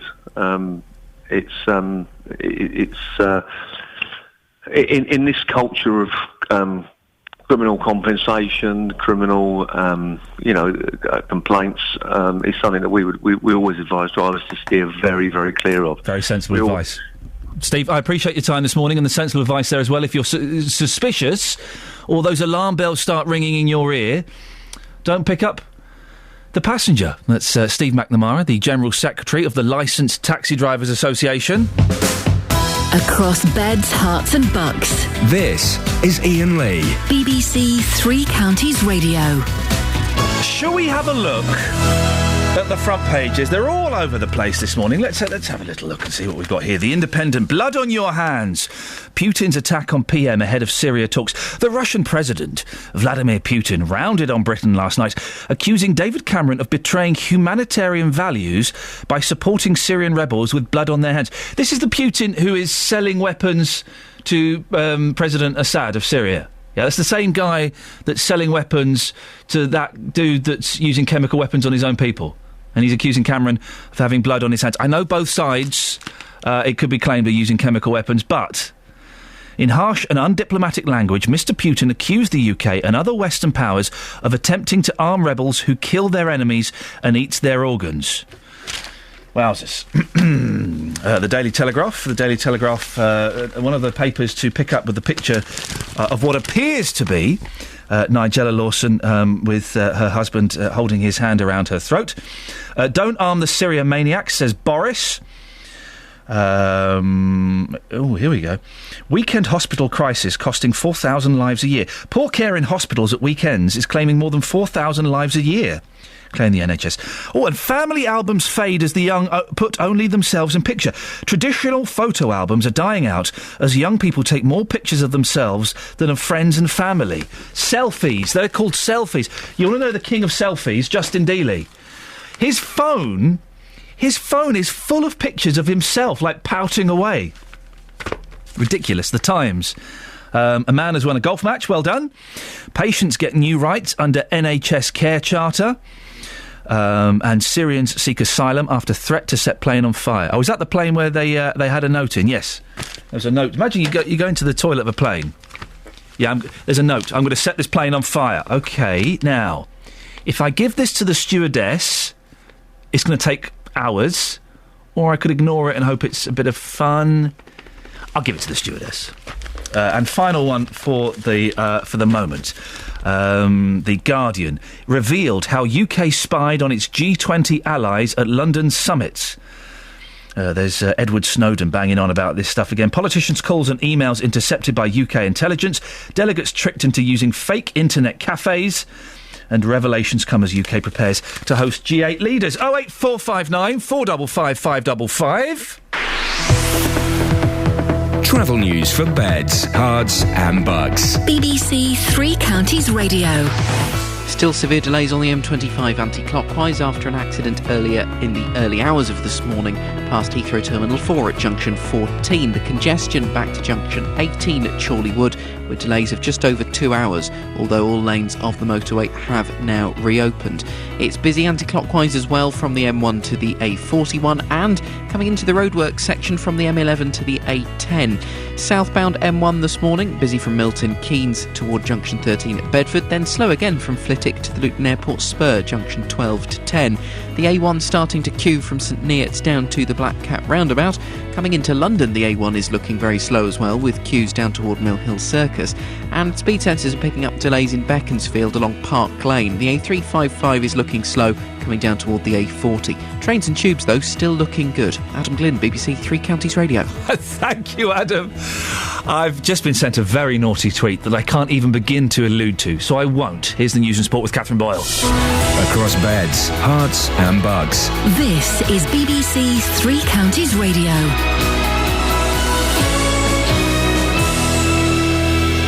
Good morning, it's 7:30. The headlines. The leaders of some of the world's most powerful countries are gathering for the G8 summit amid bitter international divisions about the civil war in Syria. Health watchdogs will investigate death rates in care homes for the elderly and vulnerable in light of a panorama report due to be broadcast tonight. And despite a petition of more than 1,000 names, work has begun on a 10-turbine wind farm near Langford in Bedfordshire. Three Counties Sports. BBC Three Counties Radio.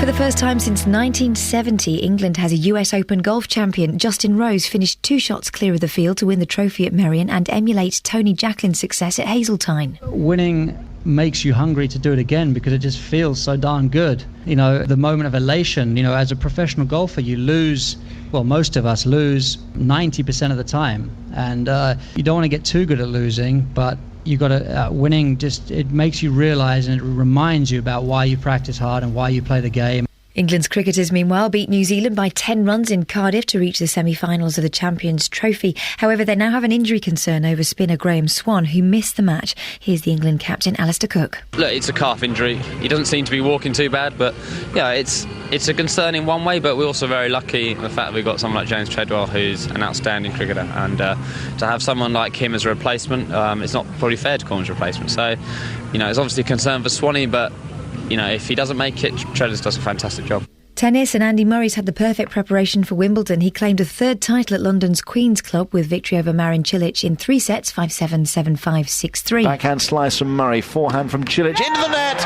Murray wins the title here at Queen's for the third time, and his Wimbledon warm-up has the perfect kickstart here in West London. Finally, football, and Watford and MK Dons are among the seeded teams in the southern section for today's draw in the first round of the Capital One Cup. Stevenage and Wickham are unseeded, and that's your latest news and sport. Oh yeah, you don't want to get too good at losing because the winning is addictive, and once you've won, you want to. You won. Just say I won. I'm really pleased. If 90% of the time you lose. If you're losing 90% of the time, you can't be very good. So what do you expect him to say in his victory interview? Yeah, nice. He should go, "Whoa! I won the golf. I haven't done it since Michael Jackson in 1970. Woo!" And then he moves along to the next interview, and they say, "How do you feel?" And he goes, "Woo!" Is that right? Yeah, exactly. All the way along.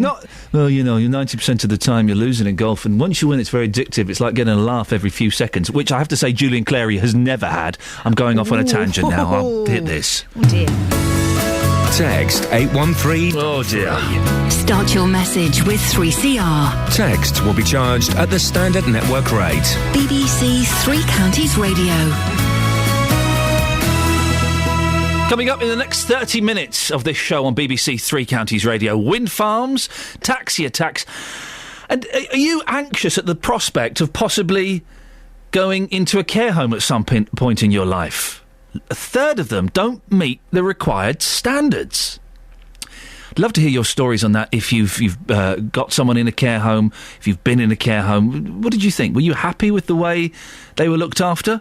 08459 455 555. You can also go to facebook.com/BBC3CR, or you can send me a text 81333. Start your text 3CR. Also, those are the ways to get in touch if you want to talk about tipping as well.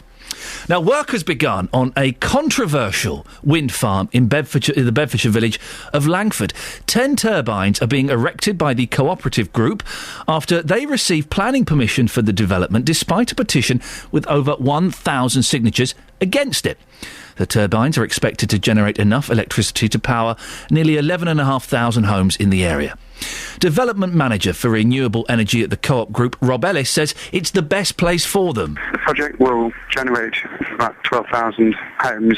In terms of the construction programme, all foundations have been completed, and the intention is for first turbine erection in August, with a view then to all turbines being up by November. The project, there's been close community consultation with the community, and there is a community liaison forum in existence which comprises representatives from the cooperative group, representatives from Langford Parish Council, from Biggleswade Town Council, and also Central Bedfordshire Council. And that has met about half a dozen times to date. So the close community liaison between the development and the community. There are a number of interesting initiatives. We're making contribution towards the local education programme and also putting money in trust for the community. And we have, in fact, a number of schools who will be visiting the construction site. We're never going to keep everybody happy. It is a very well-chosen site, and the fact you've got the East Coast Main Line with overhead electricity lines running along the East Coast Main Line, and then you've got the A1 on the other side. I entirely understand that everyone doesn't like wind turbines, but some people do, so it's not going to be to everyone's taste. But I think it's a good site.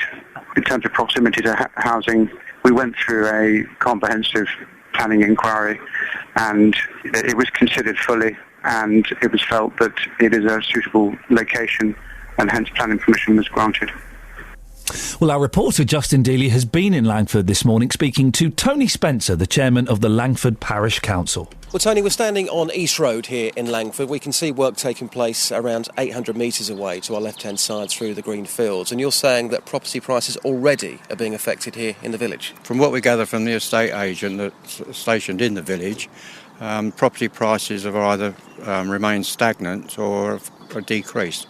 People are being put off by the turbines being in their locality. I mean, you've got around 1,300 signatures on your petition, but of course work has started. It's due to be completed by August. Just tell us why you're so against these wind turbines here. Well, we're still against them as our original opposition to them for the locality, the noise impact, the environmental impact, and there's no benefit to the community as a whole. So you don't think they'll look nice? No, I don't. They're a steel and concrete tube. Apart from the fact that each turbine's going to have 40, 50 lorry loads of concrete poured into the ground, which Iain, will be there forever. Iain back in the studio thinks they would look nice. You would totally discount that then? I don't expect Ian's got them on his back doorstep. The most vocal opposition came from somebody who lived at Leighton Buzzard. And how many turbines are in Leighton Buzzard? You talk about noise, but we are standing right next to a railway track, which is very close to people's homes. Surely that would be a lot noisier than a wind turbine 800 metres away. Well, the noise from the train is only seconds. While this interview's been going on, we haven't had a train go through at all.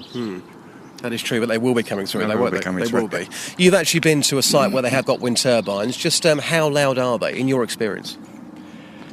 Well, it's a continuous noise, which I presume can be irritating to the people that hear it, that there's this continual whoosh, whoosh, whoosh all the time, 7 days a week, 24 hours a day. Our listeners can probably hear a plane going over as well.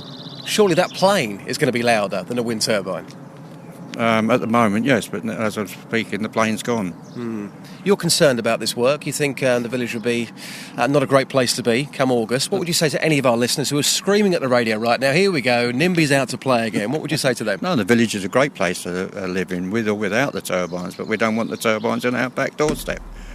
If they were a mile away, well and good, but they're only 700 metres away. So it is literally NIMBYism. That was Tony talking to our reporter, Justin Dealey. I genuinely think, this isn't me saying this to be controversial or to kick up a stink, I genuinely think wind turbines look stunning.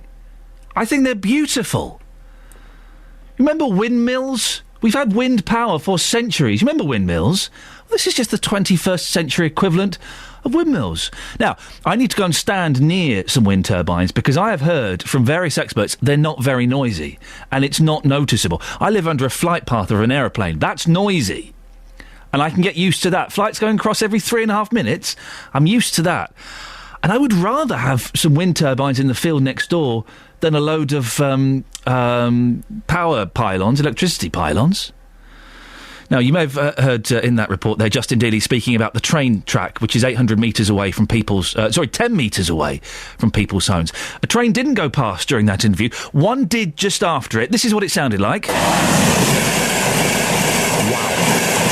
Yeah. Right. Wind turbine isn't going to be as noisy as that. I can pretty much guarantee it.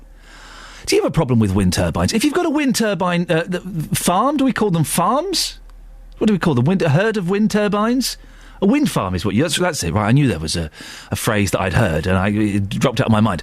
If you have a wind farm near you, were you worried about them? And actually, you thought, well, they're not really that bad now they're here. I don't really notice them. Am I the only person... Here we go. Am I the only person that thinks wind turbines are actually quite beautiful? And I wouldn't be that fussed if they built one near me. 08459 455 555 is the telephone number. Call 08459 455 555. BBC Three Counties Radio. Stephen, you want to talk about tipping. Before that, what do you think about wind turbines? Are they beautiful? They are indeed, Ian. I agree with you. I think they look stunning, and I'm not saying this to be an idiot. If they were put in the field next door to me, I wouldn't mind. I could think of worse things that could be built there. Yes, I agree with you, and if it's doing its bit to save this lovely planet of ours, then yes, I say build more of them. Stephen, tipping. David Cameron left 50 quid tip for a £45 meal. Tipping fills me with anxiety and fear. It ruined my honeymoon. What's your take on it? Oh, I tip all the time. When I went out for a meal on Saturday night, I tip the waiter. But I don't like to add it onto the bill. I like to give the waiter, whoever's serving me, cash in their hand. So hopefully it goes to them and not to the company. What percentage did you give? I don't know. I don't work on percentage. I just give them what I feel like at the time. Oh, listen, you're a free man. You're living the dream, Stephen. Indeed. So let's work out who you do tip. You tip waiters in restaurants? Yes, indeed. Do you? In some bars, it's expected to tip the barman. Would you ever do that? No. The bin men at Christmas? Yes. Really? Yes. Why? They're just doing their dirty job. Well, no, everybody does their job, so, it's just a thank you, because sometimes they do a good job. Not as good as the old bin men, I must admit. Yeah, the old bin men, when they had to pick up the bins on their back and hoik them over the edge, I could understand why you tip that. Now, no disrespect to bin men, it's an unpleasant job. I could not do it. But all they're doing is wheeling a wheelie bin down a pathway, hooking it on the back of a truck, and then sometimes, if they feel like it, wheeling the wheelie bin back. That doesn't warrant a few quid at Christmas. Oh, I don't know. It's just a habit, I suppose, I've got into. Well, you're a good man, Stephen, and I appreciate your call this morning. 08459 455 555. Who do we tip and who don't we tip? And no disrespect to bin men in the slightest. I know we have a lot of bin men listening to us this morning. I don't know that.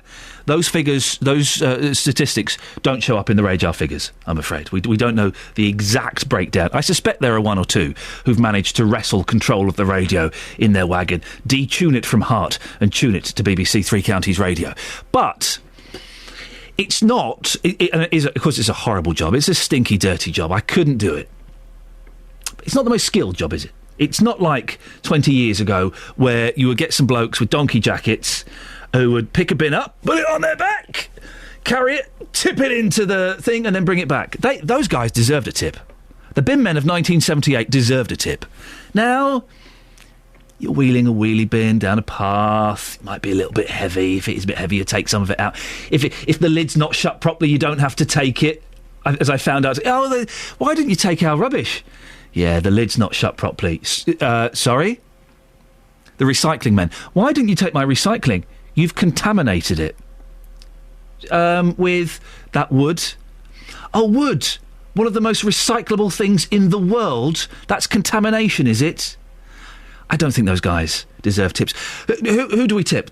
I never understand this thing about tipping the gentleman that takes your bags to your room in a hotel. Do we do that in this country? You're supposed to do it in the States, and I refuse. I'll take my own bags. Sir, please, allow me. I'll take my own... Sir, I'd like to take your bags to your... I'll take my own bags, thank you. Do we tip them in this country? I'm not sure. So I take them anyway. Take my own bags anyway. I just don't quite know how to do it. 08459 455 555. Tipping. Do you do it? Wouldn't it be great if we just, like Japan... I want to go and live there. If, like in Japan, we had a blanket ban on giving the man something in his hand. Sort of a poem. I'm a poet and I didn't realise. 08459 455 555. Travel news for beds, cards and bugs. BBC Three Counties Radio. Still severe delays on the M25. Anti-clockwise, there was an accident around 2 a.m. this morning past junction 14 at Heathrow Terminal 4. The accident has been cleared. All lanes opened about 10 past 7, but the delays still there, about 2 hours worth of traffic, with congestion back as far as the M1 at junction 21. So from junction 21 to 14, very, very slow this morning. The London-bound M40 is looking busy from Beaconsfield down to the M25, and there are queues along Park Lane in Beaconsfield coming toward the A40.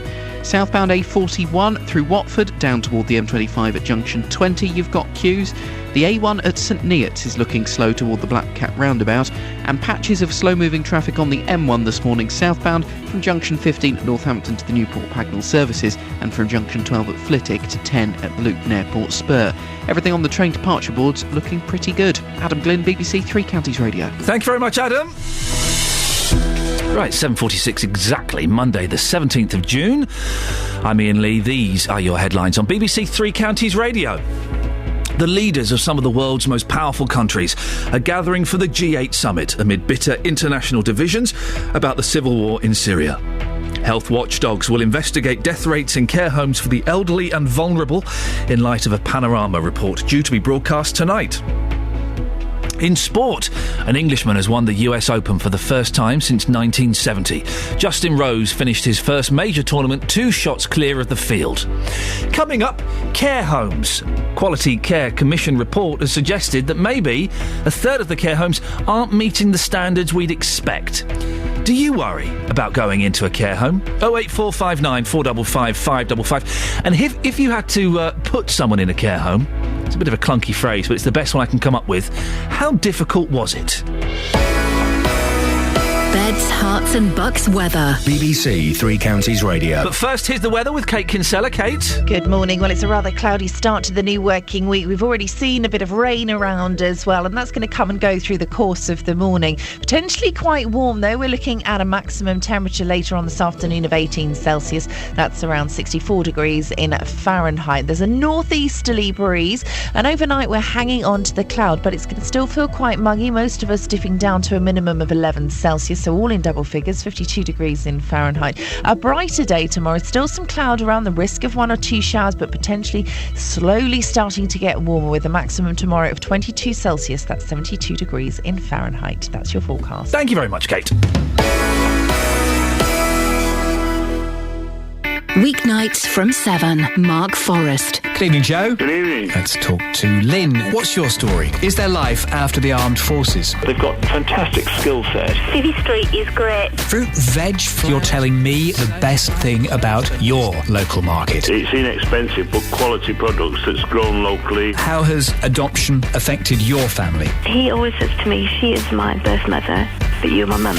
Mark Forrest. Weeknights from 7 on BBC Three Counties Radio. So we've been talking about wind farms and wind turbines. Andy has texted in 8133. No, hang on, that's not it at all. 81333. That's it. there are 3 threes at the end of it. 81, then 3 threes. Put 3CR in it and it'll come to us. Wind turbines are good, says Andy. And the turbines are well away from Langford Village. They're clean. What do people of the village want? More nuclear stations polluting the earth. It's time that people wake up and realise that time is running out. And Andrew in Standon says, I think wind turbines are elegant. They produce free energy. I'd love to have them in the field opposite my house. Besides which, it will be better than having affordable housing squashed in and having flats put up. And I'm saying this not to be detrimental to the people of Langford Village, not to be controversial, not doing that shock jockery. I think wind turbines are lovely. I think they're nice. I think they look beautiful. Love it when you drive through the countryside or you drive along, along the M40, a little bit further down the M40, there's wind turbine. I think they look stunning.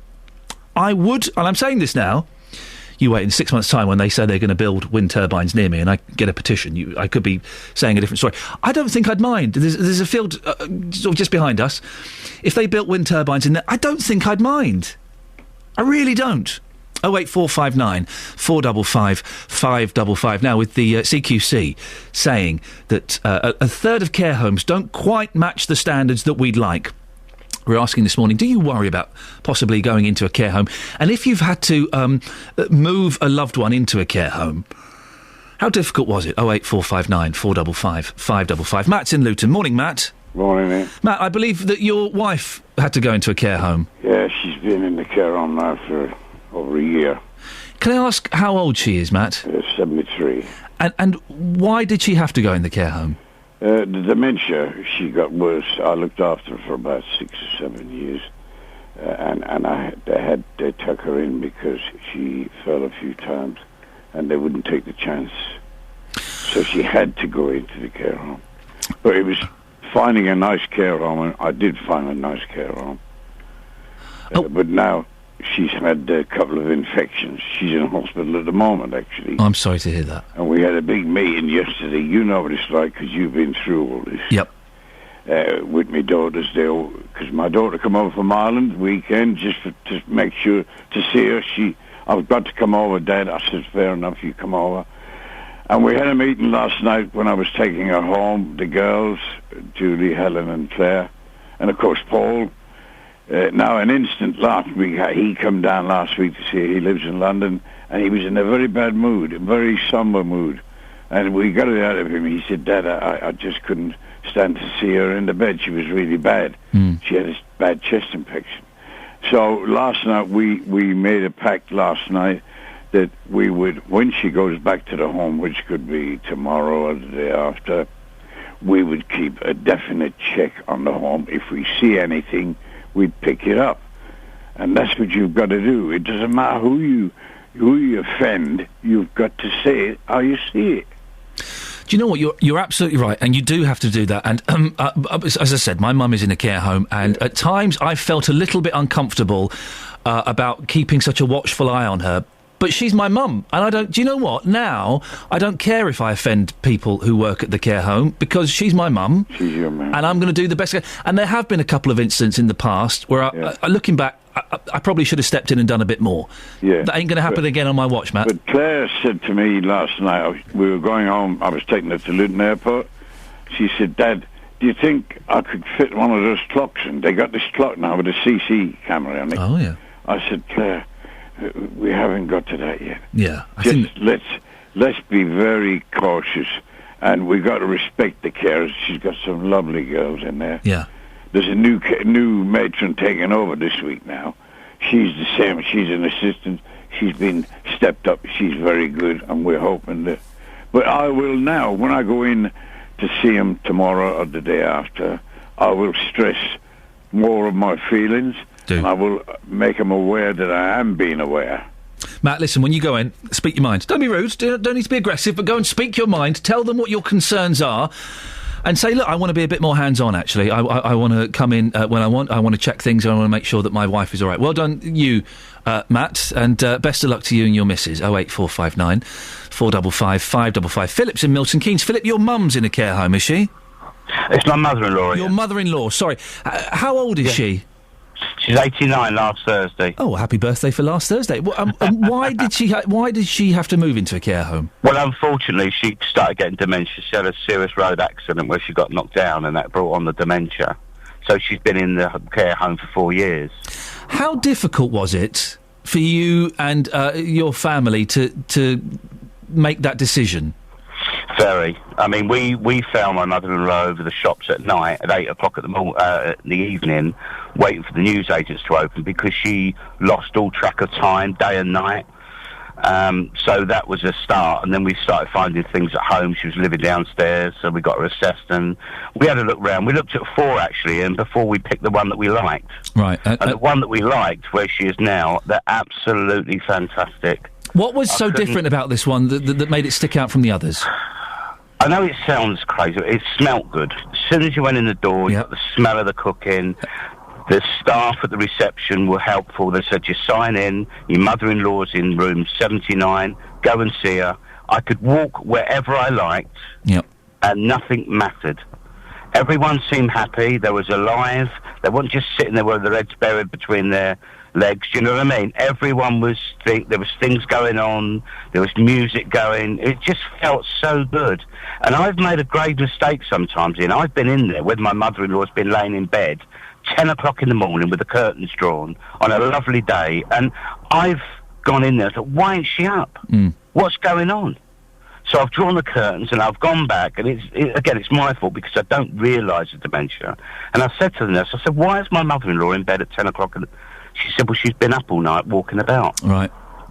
And I felt so bad. She said, well, don't, people don't understand a lot to do with dementia and, illnesses with older people, and they think that we're not doing anything about it. But I've learned so much since my mother-in-law's been in there. Philip, when she moved, it sounds like she's in a cracking place, and the comment about cooking is spot on. If it smells, some of them, they stink. They stink of either excrement or they stink of Dettol, and to go into one where there's the smell of cooking, fantastic. Yeah. Did all of your family agree with her moving into a home? Yes. We're a close family anyway, and we discussed it. And that was the only thing. We couldn't look after because we all work. Yeah. And her needs were that she would just disappear during the day. And unfortunately, we knew that something was going to happen one day. Unfortunately, she had a bad accident, which wasn't her fault, which landed her in hospital for 16 weeks. Oh, dear. And when she came out, as I say, the dementia set in. But she's lovely. The sad part about dementia and other people, as I say, is they're quite happy. Yeah. It's the family outside that they don't know what's going on for the best part of it, do they? No, that's right. No, Philip, I appreciate your call. I'm glad that your mum-in-law's in a decent place. The reason I asked the question about the family is I fell out with half my family when me and my sister put mum into a home. My aunts don't talk to me anymore because we put mum into a home. I don't know what they expected. Whether they expected, I looked at every option possible. We moved her downstairs. I was going to get a lift in her house. I was going to get her downstairs converted into a bathroom. I kind of looked at her possibly moving in with me or moving in with her. It wasn't practical. So she went into a care home, and it broke my heart. And now my aunts don't talk to me. Thanks, guys. Thanks for your support. That's great to know. That's great to know you're on side. Right, quick look at the last three front pages of the newspapers. The Daily Express. Tropical heatwave to hit UK this week. Sorry? Temperatures will reach a sweltering 90 degrees. Britain is set to bake this week as temperatures soar at last, hitting a peak of 90 degrees. But most areas face a sticky and humid spell rather than a glorious burst of summer sunshine. I'll believe it when I see it. I think this morning was summer. I suspect it's gone now. The Mail has a picture of Nigella Lawson with her husband's hand around her throat. Porn. PM's fear for his children. David Cameron yesterday admitted he fears online porn could harm his children. The Prime Minister says he worries when any of his 3 children grab hold of the iPad because they risk seeing obscene images. Well, they don't... The risk of seeing obscene images is not quite as... You want to see an obscene image? Go to the front page of The Sun. Where, what's her name? What's that? Is that Kelly Brooks? Kelly Brook. Kelly Brook is falling out of a tiny bikini. So you don't need to go to the internet to see it. It's on the front page of The Sun. Cold War. Obama books G8 gym, so Putin must swim in icy lake. Barack Obama won a Cold War victory ahead of the G8 summit after bagging a gym. It's nice to know that The Sun is taking the G8 summit seriously. Page 3 of The Sun. Rossi spends £2 million on status blow. Status quo rocker Francis Rossi has revealed he spent the equivalent of £1.7 million of money on cocaine. Is that all? Travel news for beds, cards and bugs. BBC Three Counties Radio. Still big problems on the M25. Anti-clockwise, severe delays after an accident earlier at Heathrow Terminal 4, Junction 14. Congestion back to the M1 at Junction 21. All lanes are open, but it's still taking about 2 hours to get through the traffic if you're going the whole way through that stretch. And slow clockwise now as well from Junction 22 at London Coney to 23 at the A1M heading into the roadworks section. Problems on the M1. We've got a fair bit of queuing traffic this morning. From Northampton at Junction 15 down to the Newport Pagnell services, and it's also really slow from Flitwick to the Luton Airport spur. Now, we've had a couple of calls, apparently 2 accidents on the southbound M1. The first one is from Junction 12 to 11, apparently 3 cars in the outside lane. Another between Junction 11 and 10, closer to the airport turn, 2 cars again in the outside lane. Thanks to Andy, who was one of the people who called us in on that one. It's busy as well on the M40 London bound as you come down from Beaconsfield toward the M25. Adam Glynn, BBC Three Counties Radio. Thank you very much, Adam. In the next hour, how do you feel about going into a care home, and how difficult was it for you to put your loved one in there? Here's the news. On FM, AM, online and digital radio.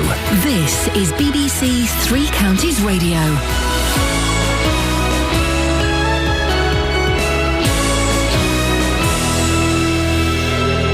It's 8 o'clock. I'm Catherine Boyle. The headlines: G8 begins with division over Syria. Care watchdogs investigate panorama findings, and work begins on Bedfordshire wind farm. BBC Three Counties Radio. The leaders of some of the world's most powerful countries are gathering in Northern Ireland for the opening of the G8 summit amid bitter international divisions about the civil war in Syria. Our North America editor Mark Mardell is travelling with President Obama. Before the G8 itself, the President will make a speech on the success of the Northern Ireland peace process. But it's likely it'll be another bitter conflict that will be at the forefront of his mind. He hasn't yet made any public comment on his administration's new sense of urgency about Syria. Although he's ordered an increase in the scope and scale of military support to the rebels, it's also clear he's very cautious about entangling the US in another Middle East conflict.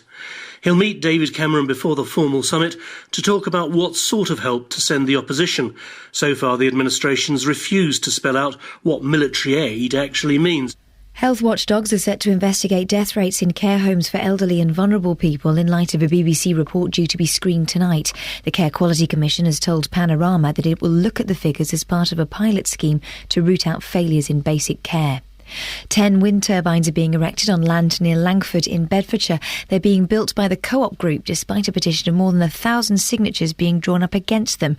The firm's spokesman is Rob Ellis. I entirely understand that everyone doesn't like wind turbines, but some people do. I think it's a good site. In terms of proximity to housing, we went through a comprehensive planning inquiry and it was considered fully, and it was felt that it is a suitable location, and hence planning permission was granted.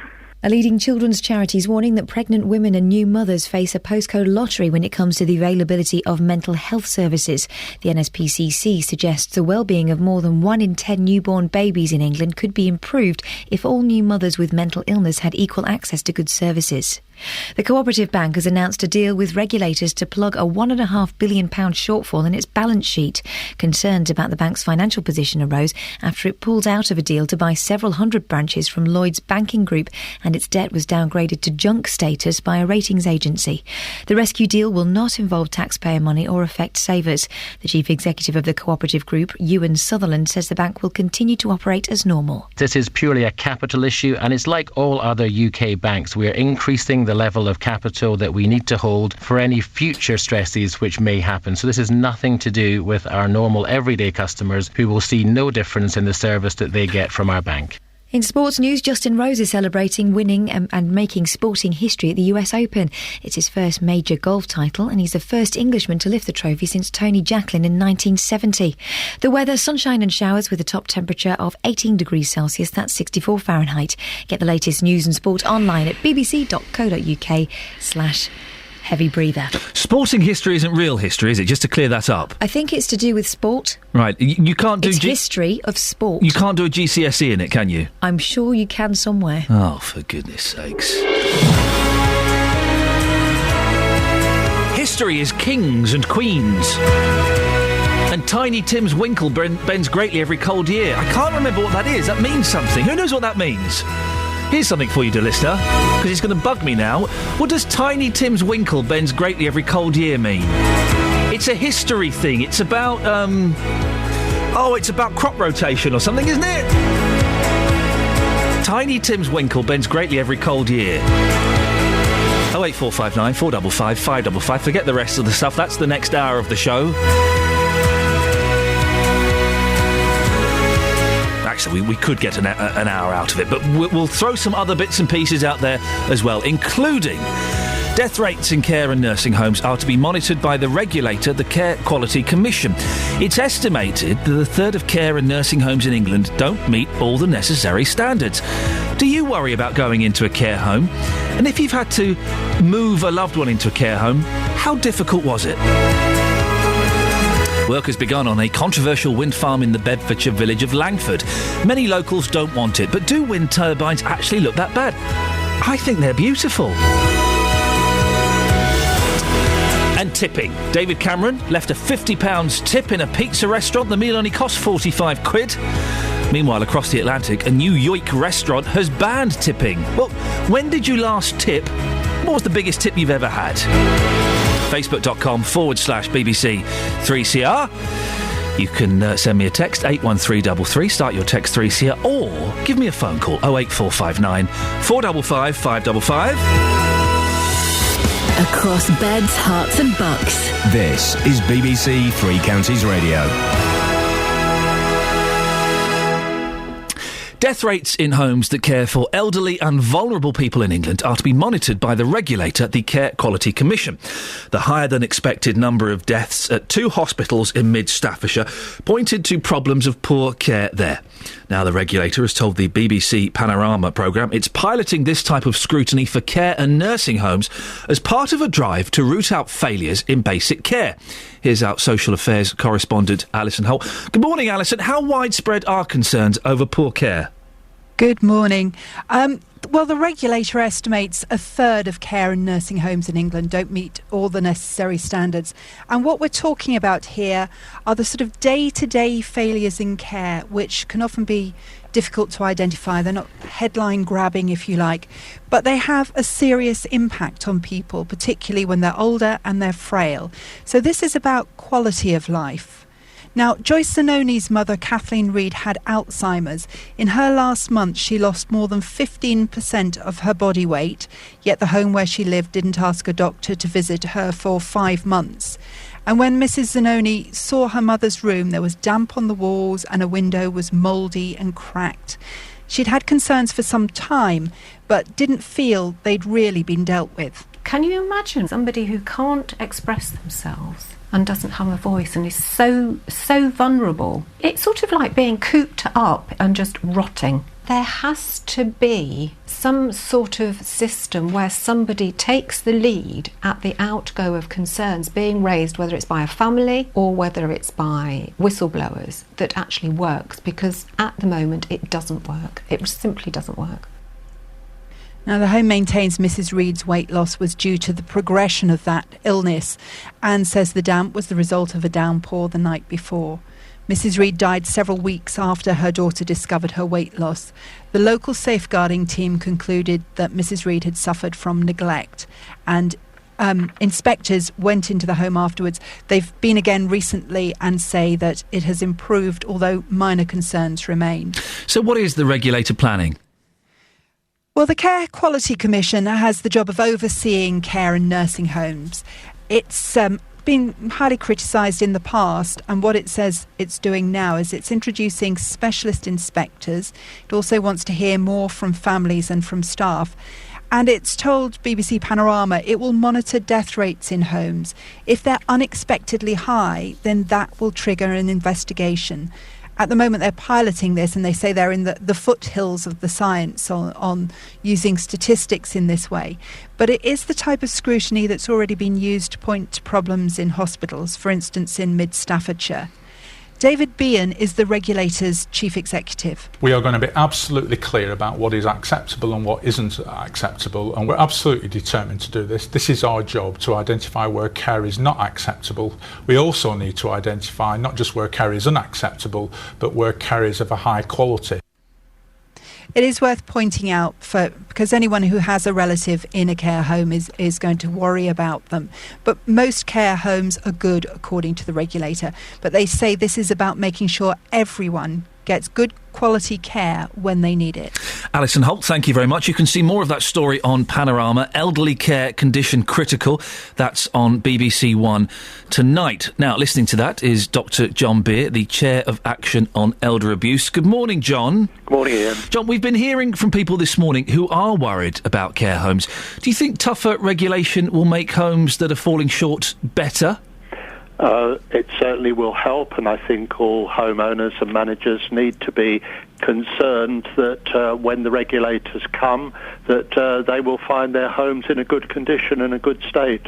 But I think it is dangerous for us to leave it just to the regulators as much as they can improve their quality, and I know they are.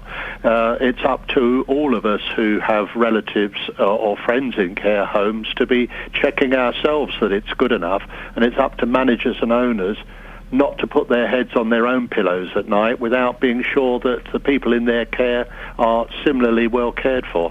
Now, listen, I do want to stress that most care homes are at least good, and some of them are excellent.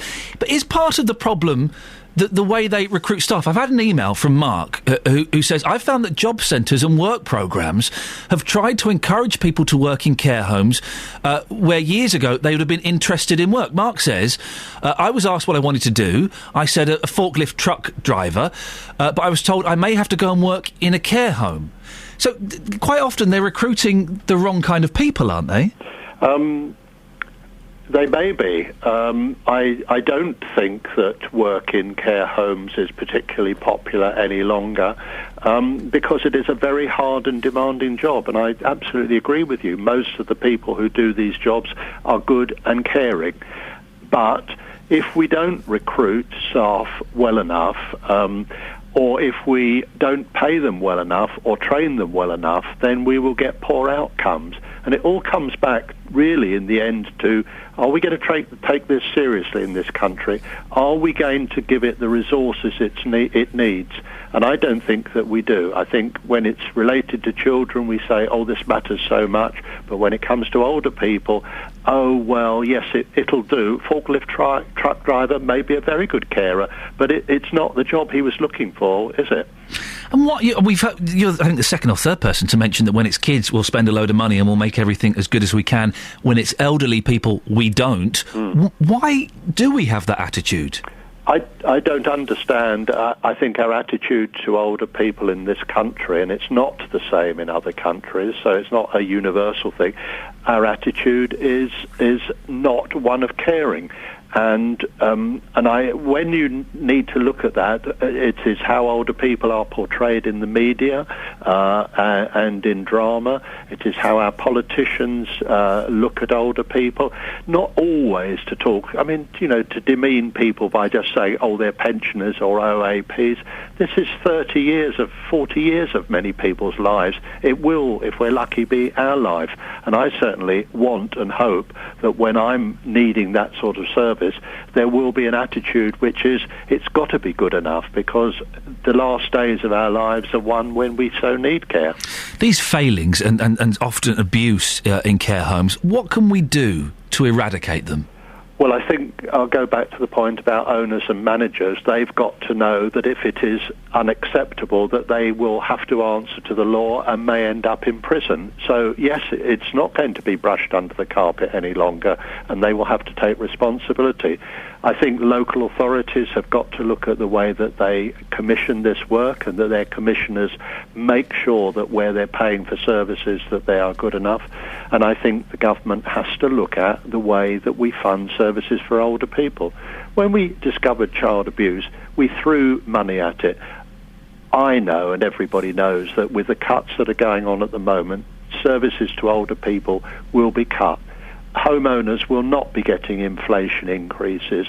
If you don't give people enough money to pay for proper care, don't be surprised if you don't get proper care. And finally, John, our reporter spoke to a couple of women who I suspect were of slightly older years, who said they would rather die than go into a care home. Yeah. Well, I've always lived my life, and I've worked in the care industry for many, many years, and I've tried to improve services in the work where I did. But yes, I would rather die in bed in my own home, surrounded by people who love me. But if that wasn't the case, and for many people it cannot be the case, then I would want to know, and I will work, and we will work in Action on Elder Abuse to keep working until it is good enough for everybody. John, keep up the good fight. Nice to talk to you. Dr. John Beer, Chair of Action on Elder Abuse. Well, Jonathan is going to be picking up this and talking about it after 9 o'clock on the big phone, and he is asking that question that I suspect was prompted by those two ladies that Justin Dealey spoke to. Would you rather die than go into a care home? You can start calling now, 08459 455 555. You can send him an email as well if you'd like, jvsshow@bbc.co.uk. Just put down a couple of lines about what you want to say. Put your phone number in as well.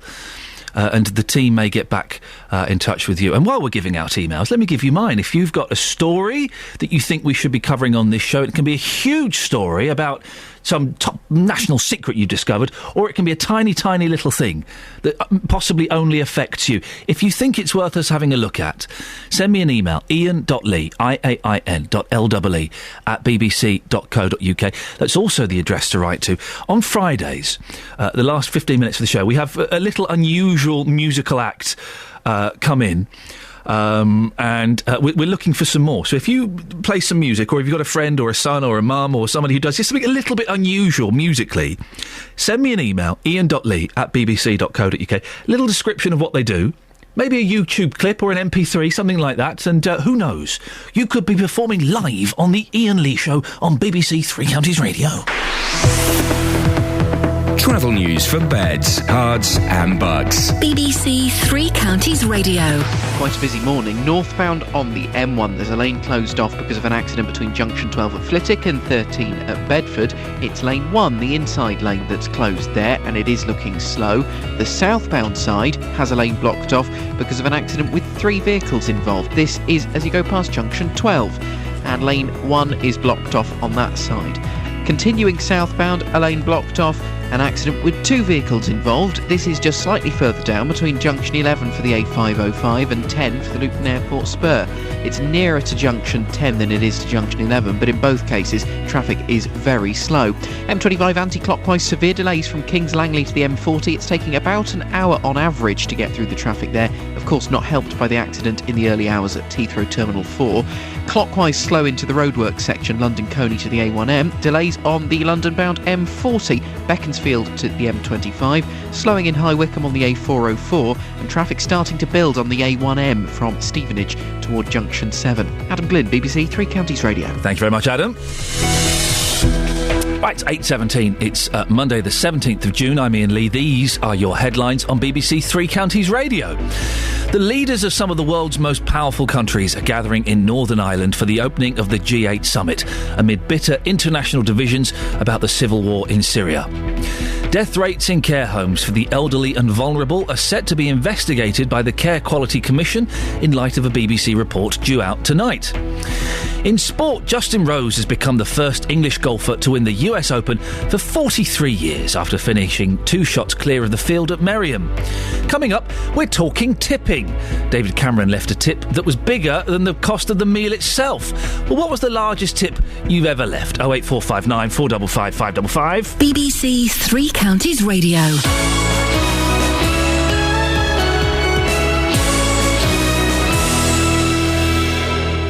Next week on the BBC. Starting to shoulder strain. Under immense pressure. Yell. Little scream right there. Those legs are getting heavy. It only hurts so much. This is a desperate last stand. Because they want it so bad. He stands on top of world tennis. Wimbledon champion.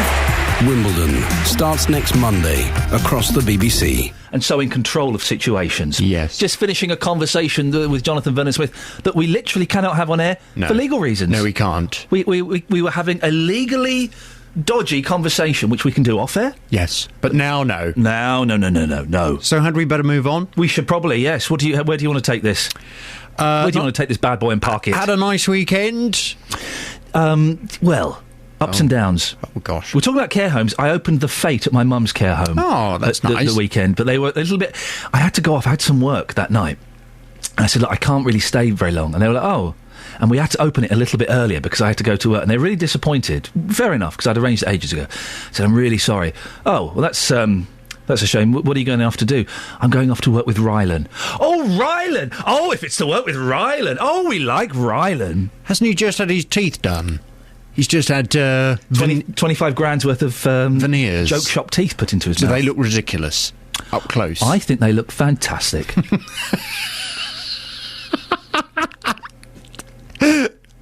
I think they look great. Lovely. You know the chattering teeth you get in joke shops. Yes. They look like those. They look like those. Yeah. Well, it's a nice look. Right. So that was good. And then Sunday, Father's Day. Father's Day, happy Father's Day. Well, exactly. Did your children bring you anything? My dad sent me a text at about 9 o'clock saying, "Jonathan, I'm lying in bed waiting for my full English breakfast." Oh dear! I don't even live with him. He wasn't going to get a full English breakfast, was he? I was working in the morning, very early in the morning. I came back, I had a very upset stomach, so I spent the whole day in bed. Oh gosh! And I couldn't even go near the kids in case it was a bug, and I gave it to them. Oh gosh! So that was. But I did work with Rylan. Happy Father's Day. Thanks very much indeed, JVS. What's on your show? I know what's not on your show this morning, but what is on your show this morning? Well, we're picking up on this care home story that you've been talking about in the Panorama programme tonight. 1 in 3 care homes in England aren't good enough. That's according to the Care Quality Commission, who will be speaking tonight on Panorama. It was only in January we heard complaints of abuse in care homes across the 3 counties had increased in the last year. In Hertfordshire alone, complaints against care homes rose by 6% in 2012. Particularly interested to hear some of the people that Justin was talking to a little earlier. It seems that there are people out there who they were saying they'd rather top themselves than go into a care home. Well, from 9 this morning, I want to hear your views. Would you rather die than go into a care home? Are they really that bad? If you've had experience, I want your view on the big phone in 08459 455 555. Would you rather die than go into a care home? How big's your tip? 10% normally. Yeah. But if there's not good service, then nothing. 10%'s a little tight, isn't it? I heard you saying that earlier. I don't think so. It's below the expected norm. I think 12.5 is kind of the lowest you can do without... I thought that was American. No, that's it's sort of between 12.5 and 15. 10% is a little bit on the tight side. It's easy to work out, though. I mean, you try and tell me if a bill comes to £37.97, what's 12.5%? I wouldn't have a clue. £4.23. Oh, look at you. You're like a child genius. You're like that ginger-haired child that became a boy. No, that became a woman. Oh, yes. The antiques expert, yes. Ron Wogan. Lorries. Well, you like him. Thanks very much. Email 3cr@bbc.co.uk. BBC Three Counties Radio. Tipping. We're talking about tipping today. It's in the papers that David Cameron went to Pizza Express, left a 50 quid tip. The meal cost £45. Meanwhile, across the Atlantic, a New York restaurant has banned tipping, saying its staff get paid enough. Well, tipping can cause lots of stressful problems. How much to tip, when, who, cash or card? Well, Justin Dealey, who I bet has never left a tip, has been out to see what you think. Maggie, are you a tipper? Yes or no? Yes. Yeah? Yeah. Who do you tip? Hairdresser. Yeah. Restaurants. Yeah. Taxis. Yeah. I don't have many of them, though. I can't afford them. Have you got any money left? A little bit. Yeah. So, in general, how much do you tip then? If you got your... Right, my hair usually is 15 and I give her 18. £3 tip? Yes, because she's so good. That's generous. What about a taxi driver? £1. Yeah. Restaurant? All depends what it's like. If it's good, more. Yeah. Less if it's horrible. Don't pay for the bill if it's horrible. Really? No. I've refused to pay many a time. Have you? Mm. And what's happened? Well, just walk out. So hang on. You've actually walked out of a restaurant without paying? I have walked out of a restaurant. Have they chased you? Yes, and I've told them I've got the right to walk out, but they have to get the police if they want to. And that is the lure. Have the police ever been called? No. Maggie, I'm going to leave you. I'm not going to mess with you. Thank you very much. I usually get a free meal as well. I'm going. Bye. Ta-ra! What about yourself, Lee? You're last on this one. Are you a tipper? I certainly am, yes. Yeah? And I tip at restaurants, taxis when I use them. Restaurants generally do 10%, but again, it depends on the service. But I do like to make sure it gets to the waitress, as opposed to just being put on the bill, which I do object to, I must admit. Now, Sheila, first of all, David Cameron has left a £50 tip at Pizza Express. What's your reaction to that? He's got more money than sense. Now, what about yourself? Who do you tip? Just hairdresser and if I get good service at a restaurant, I give it a tip. So I'm going to ask you a very personal question right now. How much does it cost to have your hair cut? A cut and blow dry, £28. £28. And what do you tip? Just £1. Just £1? Yeah. Okay. Oh, yeah. Every little helps. So you don't round it up to 30, it's £29 then? No, with the because tip? one goes on the card and one comes out the purse. And if you go to a restaurant, if you get good service, you will tip. If you don't, you won't. It's as simple as that for you. Exactly. Yes. If they're rude or, and the service isn't good, they don't deserve it. Generally about, 10% if you do tip? Yeah, 10%. I don't... There's Justin Daly there. Thank you, Justin. I don't think the rules say that you can walk out of a restaurant without paying. And they have to call... I don't think you're allowed to do that, are you? Well, Heather Pickering is a protocol consultant. Heather, that's not the rule, is it? Yes, it is, actually. You don't have to pay for a bad meal. Now, I'm not sure about the law on this, but it used to be if you eat 3/4 of it. Second, if you eat 3/4 of it and no more, and it's a bad meal, you don't have to pay. You don't have to pay. But, this has happened to me, or at least not to me, the person I was with, who was very good at complaining. We always used to leave a name and address. We used to ask for the area manager's name. And inevitably, we'd be given a free bottle of wine or an extra brandy or whatever. So, yeah, you are entitled to, yeah. Now, let's talk about tipping, about who we're supposed to tip. Hairdressers. I've just started seeing a new lady hairdresser. Was I supposed to tip her the other week? Yes. Hairdressers, restaurants and taxis are the sort of three basics that I always tip. But then I'm old-fashioned, you see, so I don't know, really. But, some countries you don't tip at all. No. And they give it you back. I know, well, in Japan it's considered rude to tip. Don't you wish we had that over here, Heather? It would make life so much easier. Well, yes, but I wonder how much people are paid in Japan. You see, a lot of restaurants have to make up to a living wage with their tips. And in other cases, the proprietors used to nick the tips. So if you're in a restaurant, Heather, and you've had a decent meal, the service has been okay, what are we supposed to tip? Is 10% a little tight? Well, it depends on the restaurant type, and it depends where you are. If you're in a Michelin-starred restaurant in the middle of London, 10% is a bit mean. If you're in an Indian restaurant in a small town in the middle of Northamptonshire, it's reasonable. It does. So it depends, you see, really. Yeah, there are a lot of factors in this country. Heather, are we supposed to tip the gentleman who takes our bags to our hotel room? I know we do in the States, and I disapprove of that strongly. But over here, well, yes. I used to do a lot of work with travel management companies. Yeah. And in those days, you reckoned on 10p per item. Sorry, when was this? In the 70s? Well, no, it was in the 80s. Right. It's probably gone up since 10p an item? You couldn't give someone 30 pence. No, but these were big groups. Oh, I see, right, OK. So a coachload of people turning up. A coachload of people. Yeah. And you would give it in advance. OK. Because that's what you did. There will always be rich people or people who throw their weight around who put money into the back pocket to ensure promptness. This is what tipping means, to ensure promptness. If you want to get to Heathrow on time to catch your plane, if you want to be sure of a good table, you shove money in a back pocket in advance. Does that work, Heather? Because I once tried to bribe a waiter in a restaurant to get a good table by suggesting maybe he'd dropped £10 on the floor and he'd like to take it, and he said, no, it's not mine. I said, no, I think it is yours if you want it, and maybe we could... No, it's not. So does that actually ever work? Well, yes, it does work. Oh. I think you were just a bit clumsy about it, or you picked a particularly honest waiter, or he was afraid of being found Possibly. out. Heather, final question. What's the biggest tip you've ever left? 20%, I suppose.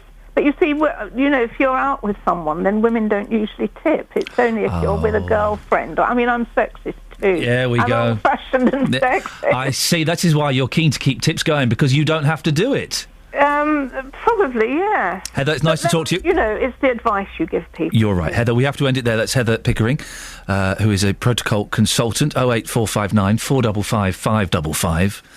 It's the blokes that have to give the tips. Listen, you've got the votes. You can upgrade from nurses to doctors. You should start paying tips, for goodness sakes, ladies. Travel news for beds, cards and bugs. BBC Three Counties Radio. Northbound M1, one lane's closed off, an accident between Flitwick and Bedford, junctions 12 and 13. On the southbound side, there's a lane blocked because of an accident at junction 12, so same sort of area. That one apparently had 3 vehicles involved.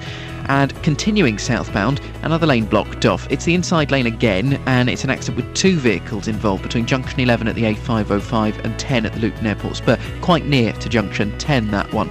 Clockwise M25 very slow into the roadworks, junction 22 at London Colney to 23 at the A1M. Anti-clockwise slow from Essex at the M11 all the way round and through the roadworks toward Potters Bar, and then as you continue anti-clockwise, severe delays from Kings Langley at junction 20 all the way to the M3 at junction 12. Delays of nearly 2 hours again through that stretch, not helped by the accident at junction 14 in the early hours.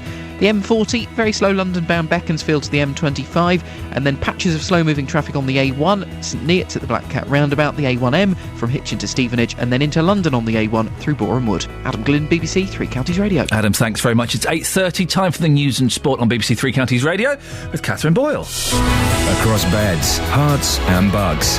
This is BBC Three Counties Radio.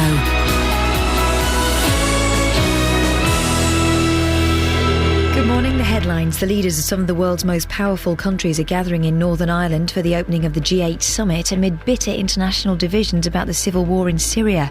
Death rates in care homes for the elderly and vulnerable are set to be investigated by the Care Quality Commission in light of a BBC report due to air tonight. And 10 wind turbines are being erected on land near Langford in Bedfordshire, despite a 1,000-name petition from local campaigners. Three Counties Sports. BBC Three Counties Radio. Justin Rose made history overnight when he won the US Open golf at Merion. The 32-year-old finished 2 shots ahead of Phil Mickelson and in doing so became the first English winner since Tony Jacklin at Hazeltine in 1970. Tony Jacklin was the pioneer. Obviously the PGA Tour and golf has become a lot more global. There's a lot more of us international players playing over here, so I think that to see us players start to come through and win these championships was always going to be on the cards, but Jacklin did it maybe when it was out of the norm, and we certainly grew up dreaming about emulating him. Alistair Cook made a captain's innings as England's cricketers beat New Zealand by 10 runs to reach the semi-finals of the Champions Trophy. Cook was England's top scorer with 64 in Cardiff as they set New Zealand a victory target of 170 in a rain-hit match reduced to 24 overs per side. Maybe we set our sights a little bit too high, 180, 190. If we'd have got that would have been obviously a very good score. But I thought the way we bowled those first 4 overs especially was fantastic. We just kept picking up wickets when we needed them today in that chase. Andy Murray's had the perfect preparation for Wimbledon. He claimed a 3rd title at London's Queen's Club, beating Marin Cilic in 3 sets, 5-7, 7-5, 6-3. Murray was delighted to win, having been forced to miss the recent French Open with a back injury. I worked very hard in the time that I had off to try and get myself back in the best shape possible, and I couldn't have done it. Obviously with my team, they've helped me a lot. They've been very patient with me, and it's down to them why I was able to come out and play so tough the last 2 matches. And finally, football. Watford and MK Dons are among the seeded teams in the southern section for today's draw for the first round of the Capital One Cup. Stevenage and Wickham are unseeded. And that's your lot. I'll be back with more news and sport in half an hour's time. Call 08459 455 555. BBC Three Counties Radio. Wind turbines, care for the elderly, and I'll have a bit of that Kit Kat. Oh, sorry, I was saying what I was catchphrasing there. I was saying what I was seeing, which is a no-no. 08459 455 555. If you've had to move a loved one into a care home, how difficult was it? And why did you choose that particular care home? What was it that stood out amongst the others? 08459 455 555. Now, work has begun on a wind farm in the Bedfordshire village of Langford. 10 turbines are being erected by the cooperative group after they received planning permission for the development despite a petition of over 1,000 signatures against. One of the reasons they give against these turbines is the noise. Well, we've had some texts about wind turbine noise. I'll get to those in a bit. The turbines are expected to generate enough electricity to power 11,500 homes in the area. Justin D Keeley is in Langford. Morning, Justin. Yes, hi, Ian. I've been on East Road in Langford. Work has started, as you mentioned, and it's due to finish in August. Now, the chairman of the parish council says that property prices have already been affected. Over 1,000 people have signed this petition, and noise is a main concern to local people. The turbines are going to be around 800 metres from people's homes, but this next clip I find absolutely fascinating because despite the turbines being 800 metres away and people complaining about the noise, they've actually got a train track which is literally 10 metres away from people's homes. This is Joan. Take a listen to this. My name's Joan Rutt, and I'm against it mainly for what's been said before, but also it concerns me that the people in this village who are autistic or who have any physical condition that can be affected by the noise, the continual noise, and also the possibility of flicker, which has not been mentioned at all. That it sort of, will have an adverse effect, and the children will be out in the playground. And this is quite handy. We talk about the noise. Let's just pick up the noise of this.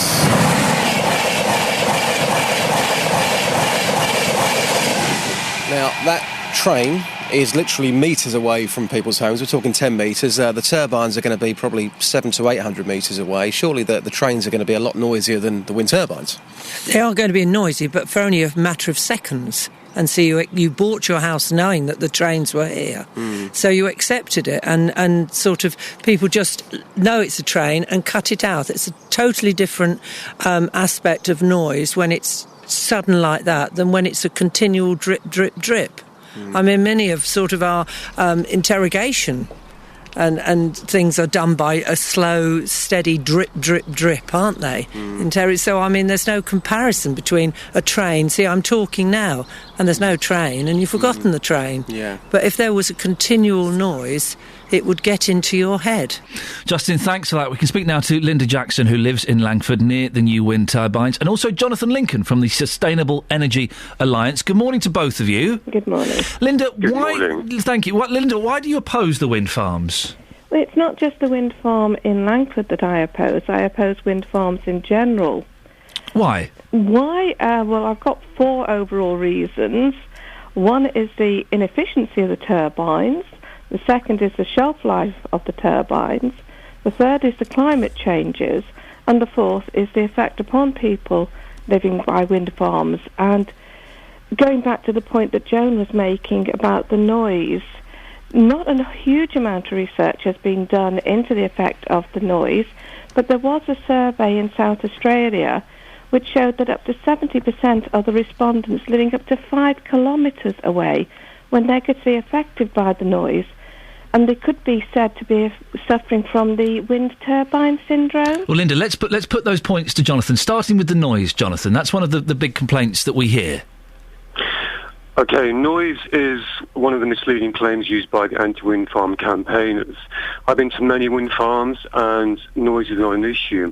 My parents live a mile from a big turbine in Nottinghamshire and they love it. It is not noisy, it is efficient, it's sustainable. Well, listen to this text from June in Luton. She says, Ian, are you listening to what people are protesting about regarding wind turbines? It's repetitive noise. I'm afraid I would feel the same if I was relaxing in my garden with a constant ticking noise in the background. Does it have that constant repetitive noise, Jonathan? No, I'd say wind farms are not noisy. I live next to a busy main road in Lincolnshire. That is constant noise. I mean, that is far, far louder than any wind farm I've been to. As I said, wind farm noise is a misleading and alarmist claim used by anti-wind farm campaigners. Linda, you're misleading and alarmist. I may be being misled by some of the results that have been published. I'm not sure that I'm an alarmist because I really don't think that there have been sufficient surveys done. As I said, this wind turbine syndrome, it's known to cause insomnia, headaches, nausea, stress. Is that true, Jonathan? Well, there was a survey in Australia which came to the conclusion that this is psychological. I mean, many people believe there are issues when really there are no issues whatsoever. And this was proven in this sort of survey in Australia. What about the shelf life? Linda seems to suggest they don't have a particularly long shelf life. Well, it's 25 years, which is the same as a conventional power station. I mean, a nuclear power station has a design life 25 years. Then it's decommissioned, which is paid for by the taxpayer. And conventional power stations have a limited lifespan. Wind farms, 25 years, they can be repowered after that. That's not an issue at all. Well, the shelf life is only actually 20 years, not 25 years, and only up to 80% of the material that is used can be recycled. And the carbon fibre, which is used in the actual fan of the turbine, though it can be recycled, is not as strong as it was once it has been recycled. Yeah, these are Vestas' own figures, Vestas being the manufacturer who are making the particular wind farms that are going into Langford. Yes, there is a problem. Yes, whatever we have, there is going to be a problem for the recycling. But would you rather, Linda, there was a nuclear power plant near you? Actually, having lived near Sizewell, then nuclear power didn't bother me. We lived there for nearly 9 years. Really, nuclear power bothers you less than wind turbines? Yes. Jonathan? Well, that's crazy. I mean, the legacy of waste that we have to deal with can last tens of thousands of years, and the cost of decommissioning in the UK is something like £90 billion. That's paid for by the taxpayer, like you and I. And, generations to come will have to, foot the bill for this dirty, polluting form of energy. Nuclear power does not belong in this day and age. Jonathan, are wind turbines efficient? We do hear stories that some of the figures are perhaps slightly inflated, and actually they don't generate that much energy. Well, they do. I mean, load factors for an onshore turbine are about 25%, and offshore it's a higher load factor. But they're very efficient at generating energy from a sustainable and clean energy source. All fossil fuels, coal, gas, oil, and even nuclear are finite resources, and one day they're going to run out. So what do we do then? We have to go for sustainable, wind, wave, and tidal. And wind power can deliver on a large scale, and it works. Linda, there will be some people listening to this saying, you're a NIMBY. Yes, I would freely admit that there is an element of not in my backyard. But having said that... They have to go somewhere, though, don't they? Yes, so why shouldn't it be? I am actually against wind farms. It's not just the fact that there is a wind farm coming into Langford. I am against wind farms, and that's it. It's... I admit that there is an element. There has to be an element. I think if we were all honest, there would be an element about anything. Would we really want to live next to a coal mine, for instance? Well, I wouldn't mind if there's a field near me, just behind me. I wouldn't mind if they built a wind farm there. I think they look majestic. I'd much rather have that than blooming Sizewell next to me. Perhaps, but as it's already been pointed out, you do get accustomed to certain buildings. You look at the hangars at Cardington. You could become accustomed to these wind turbines then, couldn't you? And maybe we will. We don't know. But I still feel that there are certain questions that have not been answered. What about the effects on the climate change that these wind turbines are going to have? Jonathan, what is the effect on climate change? We need to address climate change. It is the greatest threat that we're facing today. And how do wind turbines affect it? A wind power obviously offset carbon emissions from power stations that otherwise would produce carbon emissions. For instance, a wind farm off North Wales, a big offshore wind farm being built right now, will power something like 400,000 homes every year with clean, green, sustainable energy. That means using less carbon, producing less carbon, using less coal and oil. That is having an impact, lessening the impact of climate change, which will affect all of us, and more so in the future. We have a commitment, international commitment, to address climate change and to meet renewable energy targets. Jonathan, why are we building these on land near small villages, near Linda's home? Surely it's more efficient to have them all in the sea? We need a mixture of offshore and onshore. Onshore are cheaper. But they generate less energy, don't they? Well, there's a lower load factor, that is true, but we need a mixture of onshore and offshore. Offshore is more medium long term. Onshore can be built now, and they can deliver clean energy, the local energy, which goes into the local grid. And so you're losing less in transmission loss. I mean, the big power stations are like dinosaurs in the UK. They are literally close to being decommissioned, as are nuclear power stations now. We need alternatives, and wind power gives alternatives. When you hear people like Linda who are upset, she doesn't like wind farms in general, but people are upset having them built near their homes. What's your reaction, Jonathan? Do you understand why they could be upset? I understand perhaps they're afraid of change, but change is evolution. We have to look to the future. We've taken a number of anti-wind farm groups to the ASA with claims in their leaflets, which include tourism, noise, health impacts, efficiency. And recently we took one with 11 points they made on the leaflet. Now, all the 11 claims they made were found to be without substantiation and were called misleading. So if they're based on these misleading claims, how can we take these people seriously? Some of it is untruthful. Linda, your last word to you. Well, all I can say is that a study in Texas, based on the satellite data, showed a rise in the ground temperature of 1 degree centigrade. If that continues, then that area, and of course spread that out over the whole world, then actually global warming is going to happen because of the wind farms. That also has a knock-on effect then upon the wildlife that is living there. If the temperature of the sea is going to be warmed, go up, then obviously some of the animals are going to be adversely affected. Equally, what about the effects of the loss of wind power? The moisture in the air will not be carried as far, therefore it will not be dropping in the same way as it was before. Very quickly, Linda, just we're running out of time, I just want to read you a quick text from David in Marsh Farm. David says, we went to a campsite in North Devon last year, very close to a wind turbine. We did not hear anything from it. They were very peaceful to look at. So this sound thing could be a myth, couldn't it? Possibly. Have you been and stood near a wind turbine? The ones up near Kettering, yes. And were they noisy? I found them noisy. Do you think maybe you're just a little picky? I couldn't answer that one. Linda, it's lovely to talk to you. Thank you very much. Linda Jackson there from Langford, who lives near where the new wind turbines are going to be, and also Jonathan Lincoln from the Sustainable Energy Alliance. Travel news for beds, cards and bugs. BBC Three Counties Radio. Still problems on the M1 northbound. A lane closed off with queues because of an accident between Flitwick and Bedford, junction 12 and 13. The southbound side, we've got two separate accidents that happened a little bit earlier. First off, 3 vehicles involved past junction 12 at Flitwick.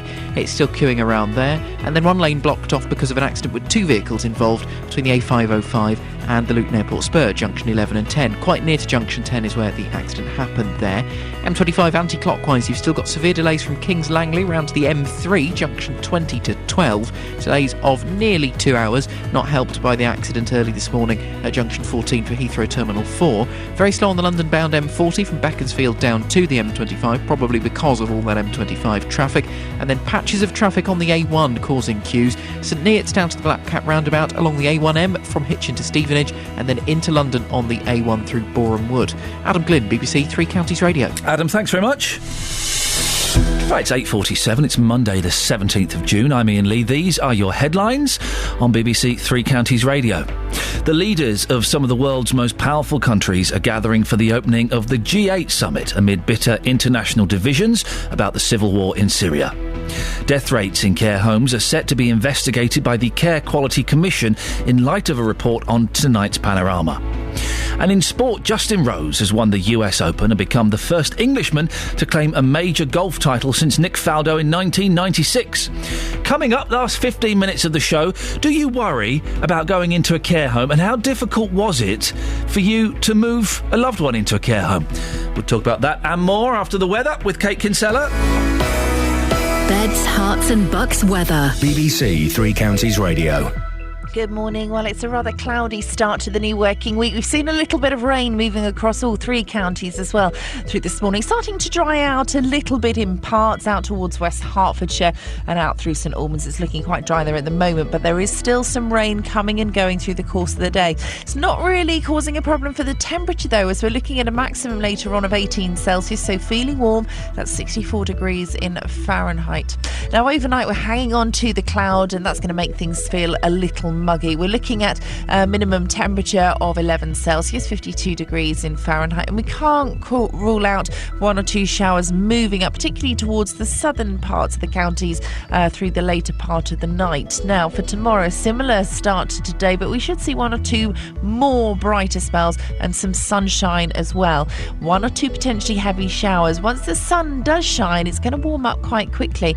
We're looking at getting up to a maximum tomorrow of 22 Celsius. That's 72 degrees in Fahrenheit. And that's your forecast. Thank you very much.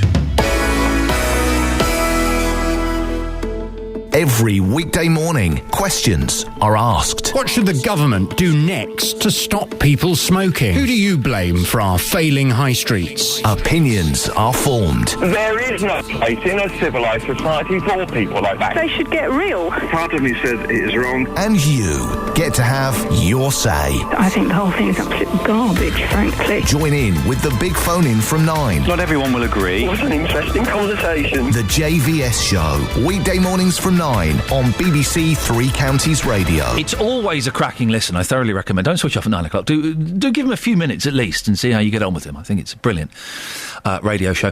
This morning we've been talking about care homes. A third of care and nursing homes in England don't meet all the necessary standards. That's the estimate from the regulator, the Care Quality Commission. Well, you can see it tonight. It's the subject of tonight's Panorama programme.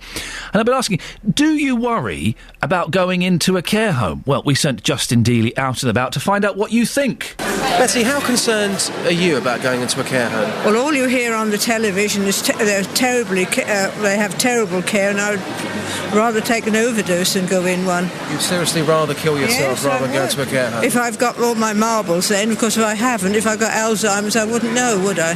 But it's very sad you've got that attitude, though, isn't it? Well, it is, yes, you expect, but it just happens nowadays, doesn't it? People don't care for old people. Yes. Can you tell us what your concerns would be? I think it's the staffing, the caring.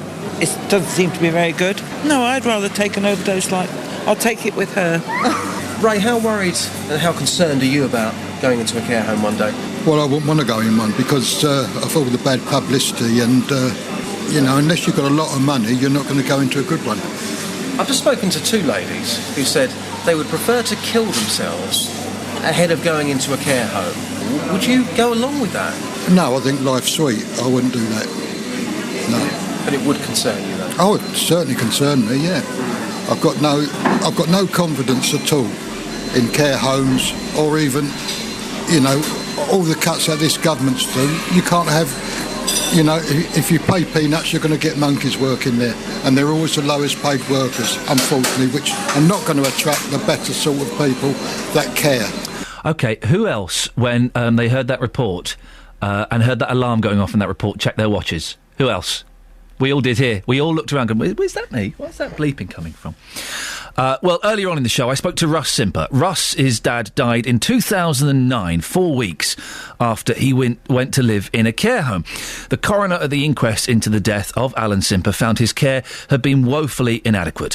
When he went into the home, he had 3 pressure sores. 4 weeks later, he had 18. When he came out, the bed sores were so severe that you could see bone. There's kind of 2 or 3 things going on. First of all, guilt that I killed my dad. I should basically have just put him in the car and taken him away. Maybe we'd have stood a chance. Second of all, angry that the trust put into a care home was completely and utterly rejected and didn't transform itself or materialise itself in any type of care that I would have thought was correct. And thirdly, looking at the commercial backing these people have, these are not, these don't just suddenly spring about because somebody has a good idea. These are money-making firms. Well, Pat's in Houghton Regis on this. Good morning, Pat. Good morning, Ian. Pat, what's your take on care homes? I think, a lot has been said about the staffing. If you pay a minimum wage, you don't necessarily get the skills to go with that minimum wage, and the staff tend to be overworked. They're more interested, maybe rightly so in some cases because of the wage, that they need to get home because they've got families to look after as well. And that's where you get the lack of care. I mean, my mother-in-law, she, when my wife went in to visit her with her sister, she was nearly unconscious, and the staff didn't recognise this. She didn't have any fluids put into her for a while, or any food, because she rejected it, and she had dementia as well. and they rushed her off to hospital, and she nearly died in hospital. So, you know, the care is not out there because the staff are not trained or paid enough. If you pay a decent wage, you will get a decent staff that can look after any parents that you put in there. Pat, thanks very much. I want to read a couple of these Facebook comments. Jackie Edwards says, I'm only 51 and already thinking about old age and how I will not be going into a care home. That's due to the fact I worked in a good few homes and I saw how some staff treated the residents.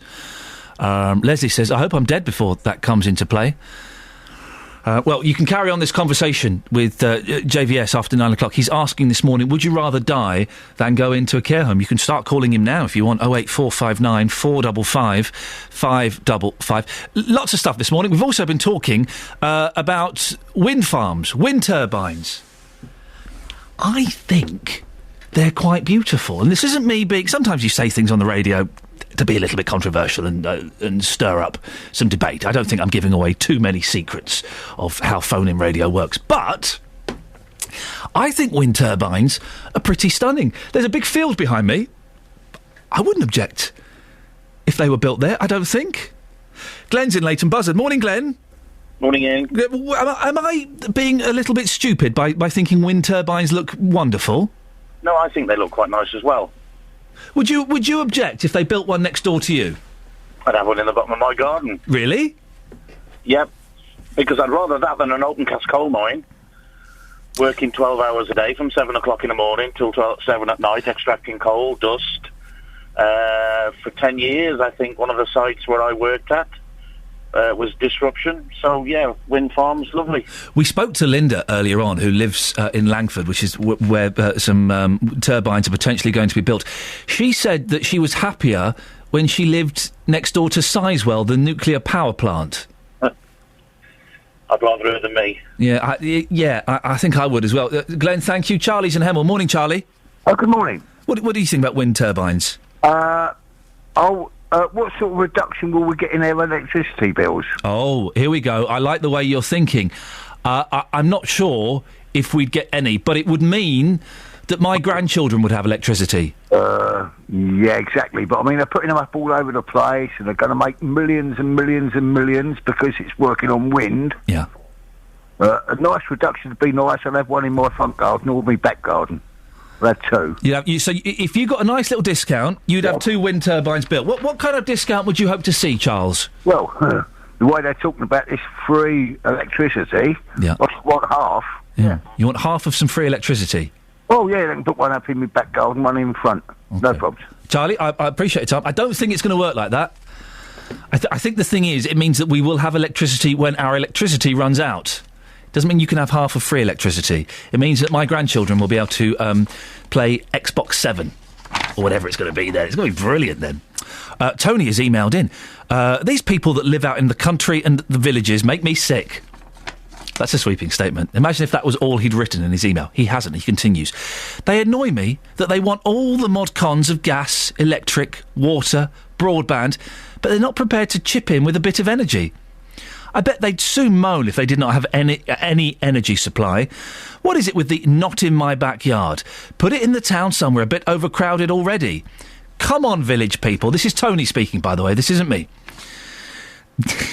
Oh, he really doesn't like you. We need to get Tony into a village to do a report for us. Come on, village people. And he means villagers, not the pop group. Stop being so selfish and chip in with a contribution to the UK's desperate need for energy. Regards, Tony. Controversial. You can go up and have your say on that, even though this show is finishing. You can go to the Facebook page and continue your say. We do look at all the Facebook comments, facebook.com/BBC3CR. Don't forget, if you've got a story you think we should be doing on the show, or if you're an interested musician for our Friday morning music slots, something a little bit different would be nice, please. You can send me an email, iain.lee@bbc.co.uk. Don't forget as well, you can go and download our download the iPod podcast. I'm really hungry. I need some sugar. Go to iTunes, type in Iain Lee and download the podcast. That's all you need to do. JVS after 9 o'clock is asking, would you rather die than go into a care home? Travel news for beds, cards and bugs. BBC Three Counties Radio. Northbound on the M1, that you're still going to find a lane closed because of an accident between Flitwick and Bedford, junctions 12 and 13. The inside lane shut off, and it's been shut for about an hour now. Southbound is looking slow. There was a 3-vehicle accident a little earlier this morning at junction 12 Flitwick, which has since cleared, but we've got problems a little bit further down with a lane blocked off by a different accident. This one was 2 vehicles involved between junction 11 at the A505 and 10 at the Luton Airport Spur. The accident happened much nearer to junction 10. Anti-clockwise M25, severe delays. Kings Langley at junction 20, right the way around to the M3 at junction 12. Could take you the best part of 2 hours to get through. This is all after the accident earlier at Heathrow, junction 14. Northbound M40 starting to slow up from Loudwater to High Wycombe, and the A404's looking busy as well. The A5 round Dunstable slowing up past the West Street traffic light. Trains and tubes running fine. Adam Glynn, BBC Three Counties Radio. Thank you very much, Adam. I think my brain had a little meltdown there. I need some sugar in me, and someone who can pour sugar all over me is JVS. On FM, AM, online and digital radio. This is BBC Three Counties Radio. What a creepy image. Thank you, Iain. Good morning, welcome to the JVS show. I'm Jonathan Vernon Smith. And coming up this morning on the big phone-in, would you rather die than go into a care home? 1 in 3 care homes in England aren't good enough.